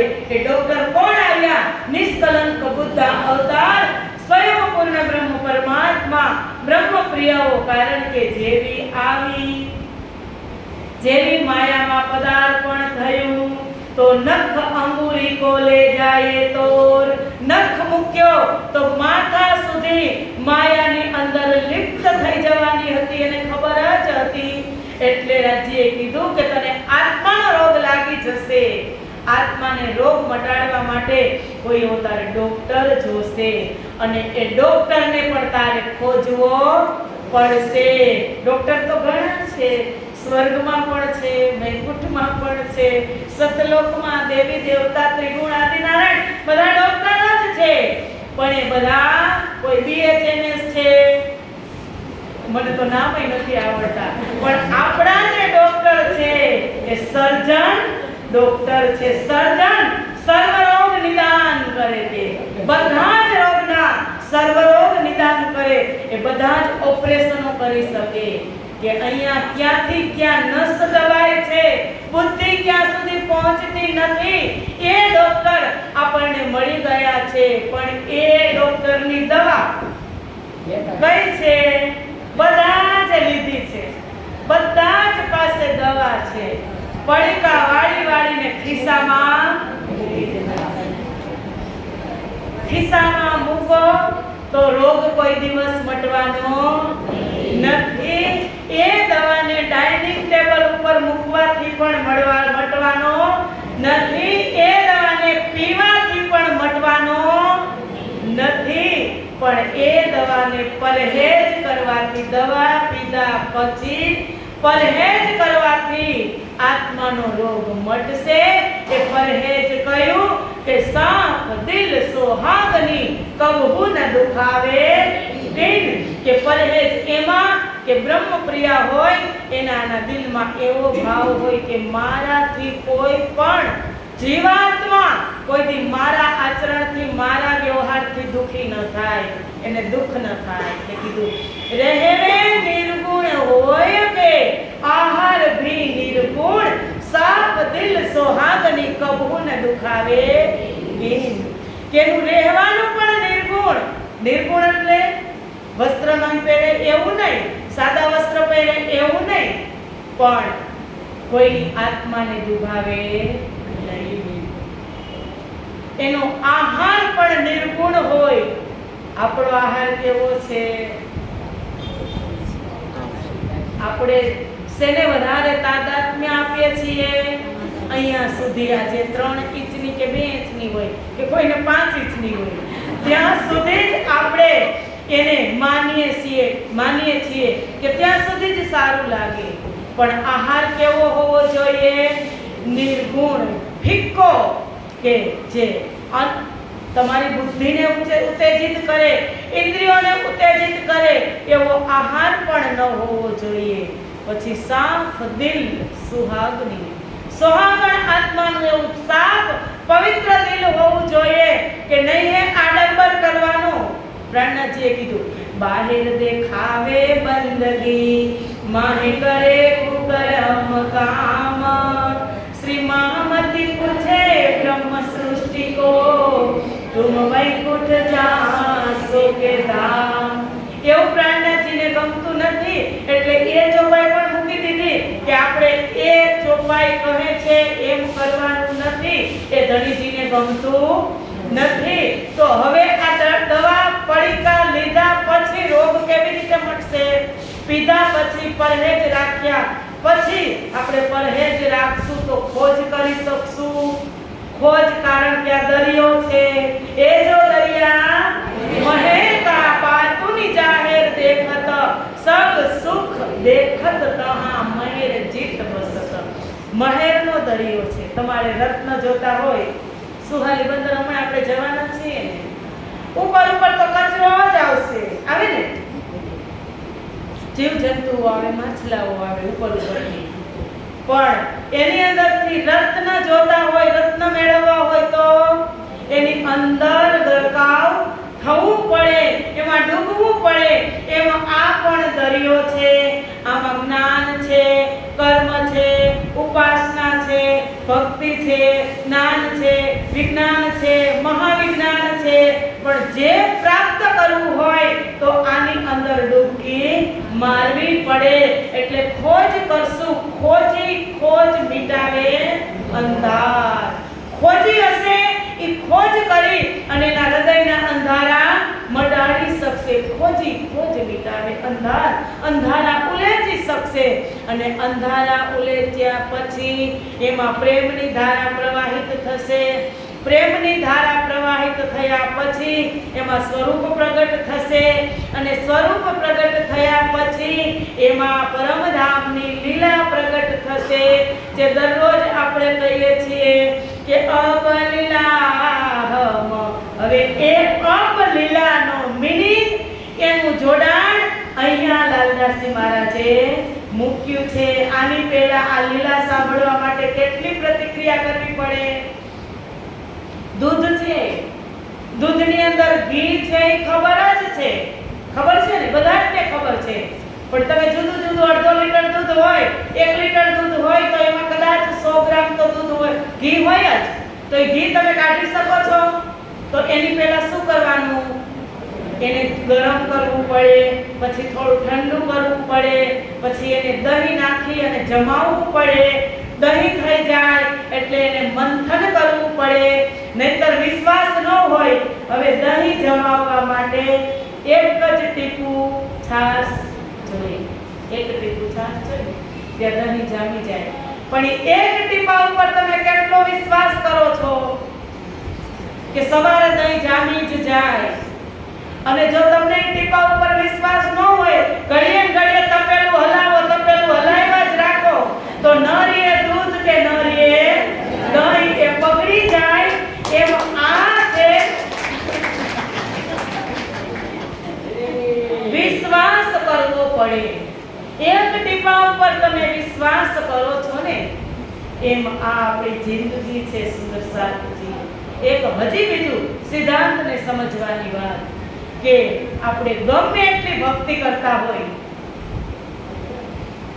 પાઠ પરિક્રમા ગમે એટલું જ્ઞાન હોય, હવે પેલા મોજલથી લઈ અને મોહમ્મદે કરી ઉમ્મત તક તમને વાણી મોઢે કેમ નથી? બધી જ પરિક્રમાઓ તમને આવડતી હોય, બહુ જ સારી ભક્તિ કરતા હોઈએ, સંતોની સેવા પણ કરતા હોઈએ, પણ એને બગાડવા માટે 1 ટીપું છાશ દૂધને બગાડવા માટે છે ને, એમ આ જ્ઞાનને પચાવવા માટે પ્રેમ છે. જો જ્ઞાન પચ્યું નહીં ને 1 ટીપું અહંકારનું આવી ગયું તો નહીં રહે દૂધ કે નહીં રહે દહીં. એ ભક્તિ તમારી નિરર્થક જશે. એના માટે ચોપાઈ કીધી છે કે અગર 100 વર્ષ રહો સાથ में धनी अनुभव सो बेर मूल अंकुर दया बिना लेकर में डारे अंधे. કે કદાચ 100 વર્ષ તમે એવા મહાપુરુષની સંગતે કેમ રહેતા નથી? વાણીનું બધું જ અધ્યયન તમને કેમ મોઢે નથી? પરમધામની બધી જ લીલાઓ તમને કેમ યાદ નથી? પણ 1 ટીપું અહંકારનું આવી ગયું, માન પ્રતિષ્ઠાનું આવી ગયું, તો 100 વર્ષ આવા કાઢી નાખો ને, અનુભવ તમને થઈ ગયો. પણ કે છે મૂલ અંકુર દયા વિના. રાજજી મહારાજની પ્રેમ વગર, રાજજી મહારાજની કરુણા વગર લે કરમે ડારે અંધે. રાજજી મહારાજ કરુણા ક્યારે કરે? કે જ્યારે તમે એ કહે એ રીતે રહેવા લાગો તો જ કરુણા કરે ને. આપણે આપણું બાળક છે, જેમ તમે કહો એમ કરે તો તમને વાલું લાગે ને? એ તમારા કયામાં ન હોય તો વાલું લાગે? એમ રાજજી મહારાજની વાણી પ્રમાણે આપણે ચાલીએ તો આપણે એને વાલા લાગે, તો મૂળ અંકુર દયા થાય. સુંદર સાધજી, આ એવી દિવ્ય લીલાઓ છે. એટલે લીલા પ્રગટ કરવા માટે કેટલું મંથન કર્યું આપણે, કે આપણે નથી કર્યું. આ મંથન કેને કર્યું છે? શ્યામા મહારાણીએ. કે તહા દેહુરે સાજ બહુત દેખે બહુ જ દેહુરીઓની અંદર બધા જ જે મૂર્તિઓની અંદર જે પૂજા કરતા હતા દેવચંદ્રજી મહારાજને ઉપર ઉઠાવી અને દેવલોક મોકલતા હતા. આ કેને કસની કરી? શ્યામાજી મહારાણીએ. અને પછી કીધું કે જબ ભય વય 11મા વર્ષ થયા, વય 11મું વર્ષ બેઠું ત્યારથી આ વિચાર આવ્યો, ત્યારથી આ વાત આપણે શરૂ થઈ કે આપણે શરૂઆત ક્યારે કરવાની છે. હવે વિતક તો આપણે વર્ષોથી સાંભળતા આવ્યા છીએ. લગભગ 328 વર્ષ થયા વિતકની પરંપરાને, સંભળાવવાની પરંપરાને, અને આપણે આપણી ઉંમર પ્રમાણે સાંભળ્યું હશે. પણ પ્રાણનાથજીએ એ પણ ચોપાઈ કરી છે કે કહેની સુનની ગઈ રાત મેં આયા રહેની કા દિન. કહી 328 વર્ષથી સંભળાવે છે. કહે છે કહેવા વાળા, સુનની સાંભળવા વાળા પણ સાંભળે છે, પણ આયા રહેની કા દિન. હવે રહી ચરિતાર્થ કરી અને આપણે બતાવવું પડશે, ત્યારે કહેવાશે કે જાગવું જગાવું જુગત સો. હું યુક્તિપૂર્વક જાગી ત્યારે કહેવાશે. યુક્તિ જગાવવા માટેની યુક્તિ કઈ છે? આ તારતમ આવ્યો ને તારતમથી જ પૂરું કરી દીધું હોત તો વિતક આવ્યું તો એમાં શોર્ટમાં લીલા 3 દિવસ સુધીની કરી દીધી. પ્રથમ દિવસ, બીજો દિવસ અને ત્રીજો દિવસ. પણ યુક્તિ કઈ કરી? ચોથા દિવસની લીલામાં જગાવવાની કોશિશ કરે છે. વ્રતની લીલામાં કીધું જાગો એમ, રાસની લીલામાં કીધું જાગો એમ. ચોથા દિવસની લીલામાં જ જાગવાની, જ્ઞાન ગ્રહણ કરવાની, ખોજવાની, પ્રેમ ઉત્પન્ન કરવાની ચોથા દિવસમાં, જાગવાની 5મા દિવસમાં પ્રાણનાથજી મહારાજ કોશિશ કરે છે. આપણે આપણા જન્મથી લઈને અત્યાર સુધી વિતક શ્રવણ કરતા આવ્યા છીએ. આ એક યુક્તિ છે, પ્રાણનાથજીની એક યુક્તિ છે કે જાગવું જગાવું જુગત સો, છોડો નિત વિકાર, પહેચાન કરાવું પીરું સો, સુફલ કરું અવતાર. કે હું જાગું, પહેલા તો હું જાગું, પછી કીધું જગાવું. તો હું જાગી હોય તો હું કેવી રીતે જાગી હોય એ મને ખબર હોય ને. મને ખબર હોય મારી વાણીથી, મારા વર્તનથી, મારા વ્યવહારથી. કોઈ પણ તમે જાગ્યા હો તો તમે કોઈ પણ દ્રષ્ટાંત લઈ લો. જાગું પછી જગાવું. દેવચંદ્રજી કીધું મેં કોણ, કહા સે આઈ. હું કોણ છું? કે જ્યાં સુધી સ્વયંની ઓળખાણ નહીં થાય, પહેલે આપ પહેચાનો રે સાધો, પહેલે આપ પહેચાનો, बिना आप चिन्ह पार ब्रह्म को, कौन कहे मैं जानो रे साधो, कौन कहे मैं जानो. के मैं कौन? तो जागू जगाऊ. હું જાગું, બીજાને જગાવું. પણ કેવી રીતે? યુક્તિપૂર્વક. યુક્તિ કેવી? વાણી આવી, વિતક આવી, વિતક આવ્યા પછી પ્રેમ આવ્યો, પ્રેમ આવ્યા પછી સ્વરૂપ આવ્યું ને સ્વરૂપ આવ્યા પછી લીલા આવી. એ લીલાના માધ્યમથી જગાવું. લીલા આવી પછી એ લીલા પ્રગટ થઈ, એની અંદર લબાલબ પ્રેમ ભરેલો છે વાણીની અંદર. એટલે અફસોસ થાય ત્યારે કે કેમ નહીં લેતા હોય. એટલે ભજનમાં કીધું ને કે इतनी वाणी चर्चा सुन कर क्यों न ले रहे, इतनी वाणी चर्चा सुन कर क्यों न ले रहे, हर यतन से पिया रूहों को आप जगा रहे, वचन ऐसे जागरत है नींद ना रहे, पिया तेरी रूहों को ये क्या हो गया, जो कहा था आपने सब सच हो गया, मेरा जीवन कोरा कागज कोरा ही रह गया. આ છેલ્લી ચરણ બોલ્યું ને કેવું ન થાવું કે મારું જીવન કોરું રહેવું જોઈએ નહીં. કે ઇતની વાણી જગાડે છે કે હમણાં વાત કરીને દવાની, કારણ કે પ્રાણનાથજીની બુદ્ધિ જાગ્રત બુદ્ધિ, યુક્તિ વગર તમને ક્યાંય પણ તમારી એવી ચોપાઈ નહીં હોય કે એમાં એની યુક્તિ નહીં હોય. 18,758 એક શબ્દ પ્રેમના જ સ્વરૂપ છે. યુક્તિપૂર્વક બ્રહ્મપ્રિયાને જગાડે છે કે આને કઈ દવા લાગુ પડશે, ડ્રોપ્સ લાગુ પડશે, ટેબ્લેટ લાગુ પડશે, ઇન્જેક્શન લાગુ પડશે કે પછી એને બોટલ ચડાવવી પડશે. ત્યારે ક્યારે એ ભાનમાં આવશે એવી યુક્તિ ક્યાં થાય છે? નવતનપુરી ધામમાં પણ થાય છે, મહામંગલપુરી ધામમાં પણ થાય છે, પદ્માવતીપુરી ધામમાં પણ થાય છે. શેના માધ્યમથી થાય છે? ઉત્સવોના માધ્યમથી થાય છે, મેળાઓના માધ્યમથી થાય છે, શિબિરોના માધ્યમથી થાય છે. કારણ કે હવે નથી આવવાના દેવચંદ્રજી, નથી આવવાના પ્રાણનાથજી. એ દો હાદી મેદીની અખંડ બેઠક આ તારતમ અને આ વિતક સાહેબની અંદર છે. સુંદર સાથજી એ યુક્તિ છે. આજે પણ જાગવું હોય તો ભલે, કાલે પણ જાગવું હોય તો ભલે, પણ જે વાત થઈ કે કોરા કાગજ જેવું જીવન ન રહેવું જોઈએ. રાજ્યે શું કીધું હતું કે જો કહા થા આપને સબ સચ હો ગયા. ક્યારે તમે કયો એમ? તમે સાચું ક્યારે સ્વીકારો? સાચું આપણે ક્યારે સ્વીકાર્યું? આપણી ભૂલ હોય ત્યારે ને. આપણે ભૂલ કરી, રાજ્યે શું કીધું હતું? ભૂલી જશે. આપણે શું કીધું હતું? નહીં ભૂલી. આવતા વે ભૂલી ગયા. એટલે શું કીધું? जो कहा था आपने सब सच हो गया, सामने बैठे पिया और भूल हम गए, पिया तेरी रूहों को ये क्या हो गया. કે જો કહા થા સામને, બધું સચ તમે સામને જ છો, પણ ભૂલી. રાજ્ય શું કીધું તું? સામે આવીશ, હું મારી આહલાદીની શક્તિને મોકલીશ, હું રસૂલ બનીને આવીશ. પણ એ બધી જ વાતની વિસ્મૃતિ નખ મુખિયા ભેગી જ આ જગતની અંદર થઈ ગઈ. કારણ કે આ કેવું છે? સુખના દુખના ઓઢણા ને દુખના પાથરણા, દુખના તે વીજણે વાય ઢોળાયજી, દુખના તે ઢોલિયા ઢોળાયજી.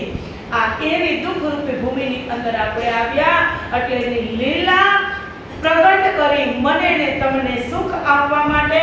એટલે કીધું કે મેં કોણ કહા સે આયા કહા મેરો વરતાર. એ હવે સદગુરુ મહારાજ શ્યામા મહારાણી સુંદરબાઈની ખોજ કોની શરૂ થશે? હવે એ એક પ્રશ્ન છે. ખોજ છે કોણ?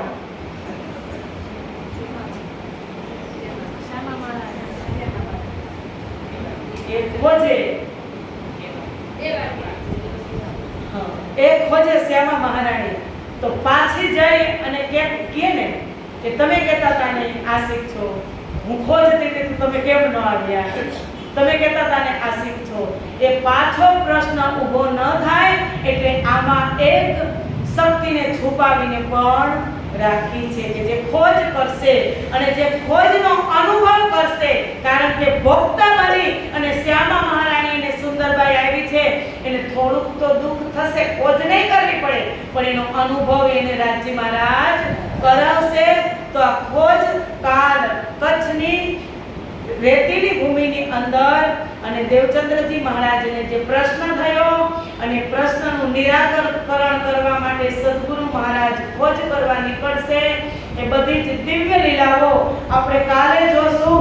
પણ ઘૂંઘરીનો પ્રસાદ તો લગભગ પરમ દિવસે જ આવશે, કાલે આવશે નહીં. કારણ કે વિસ્તાર વધારે થઈ જાય છે અને કરવો બહુ જ જરૂરી છે.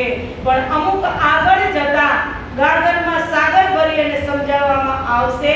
પણ જે મુખ્ય જે શરૂઆતની ચોથા દિવસની લીલા છે એમાં વિસ્તાર કરવો અને દ્રષ્ટાંતોના માધ્યમથી સમજાવવું બહુ જ જરૂરી છે. સુંદર સાજી એટલે આજ તો લગભગ 5 થી 7 ચોપાઈનો જ વિસ્તાર થયો છે. બોલો શ્રી પ્રાણનાથ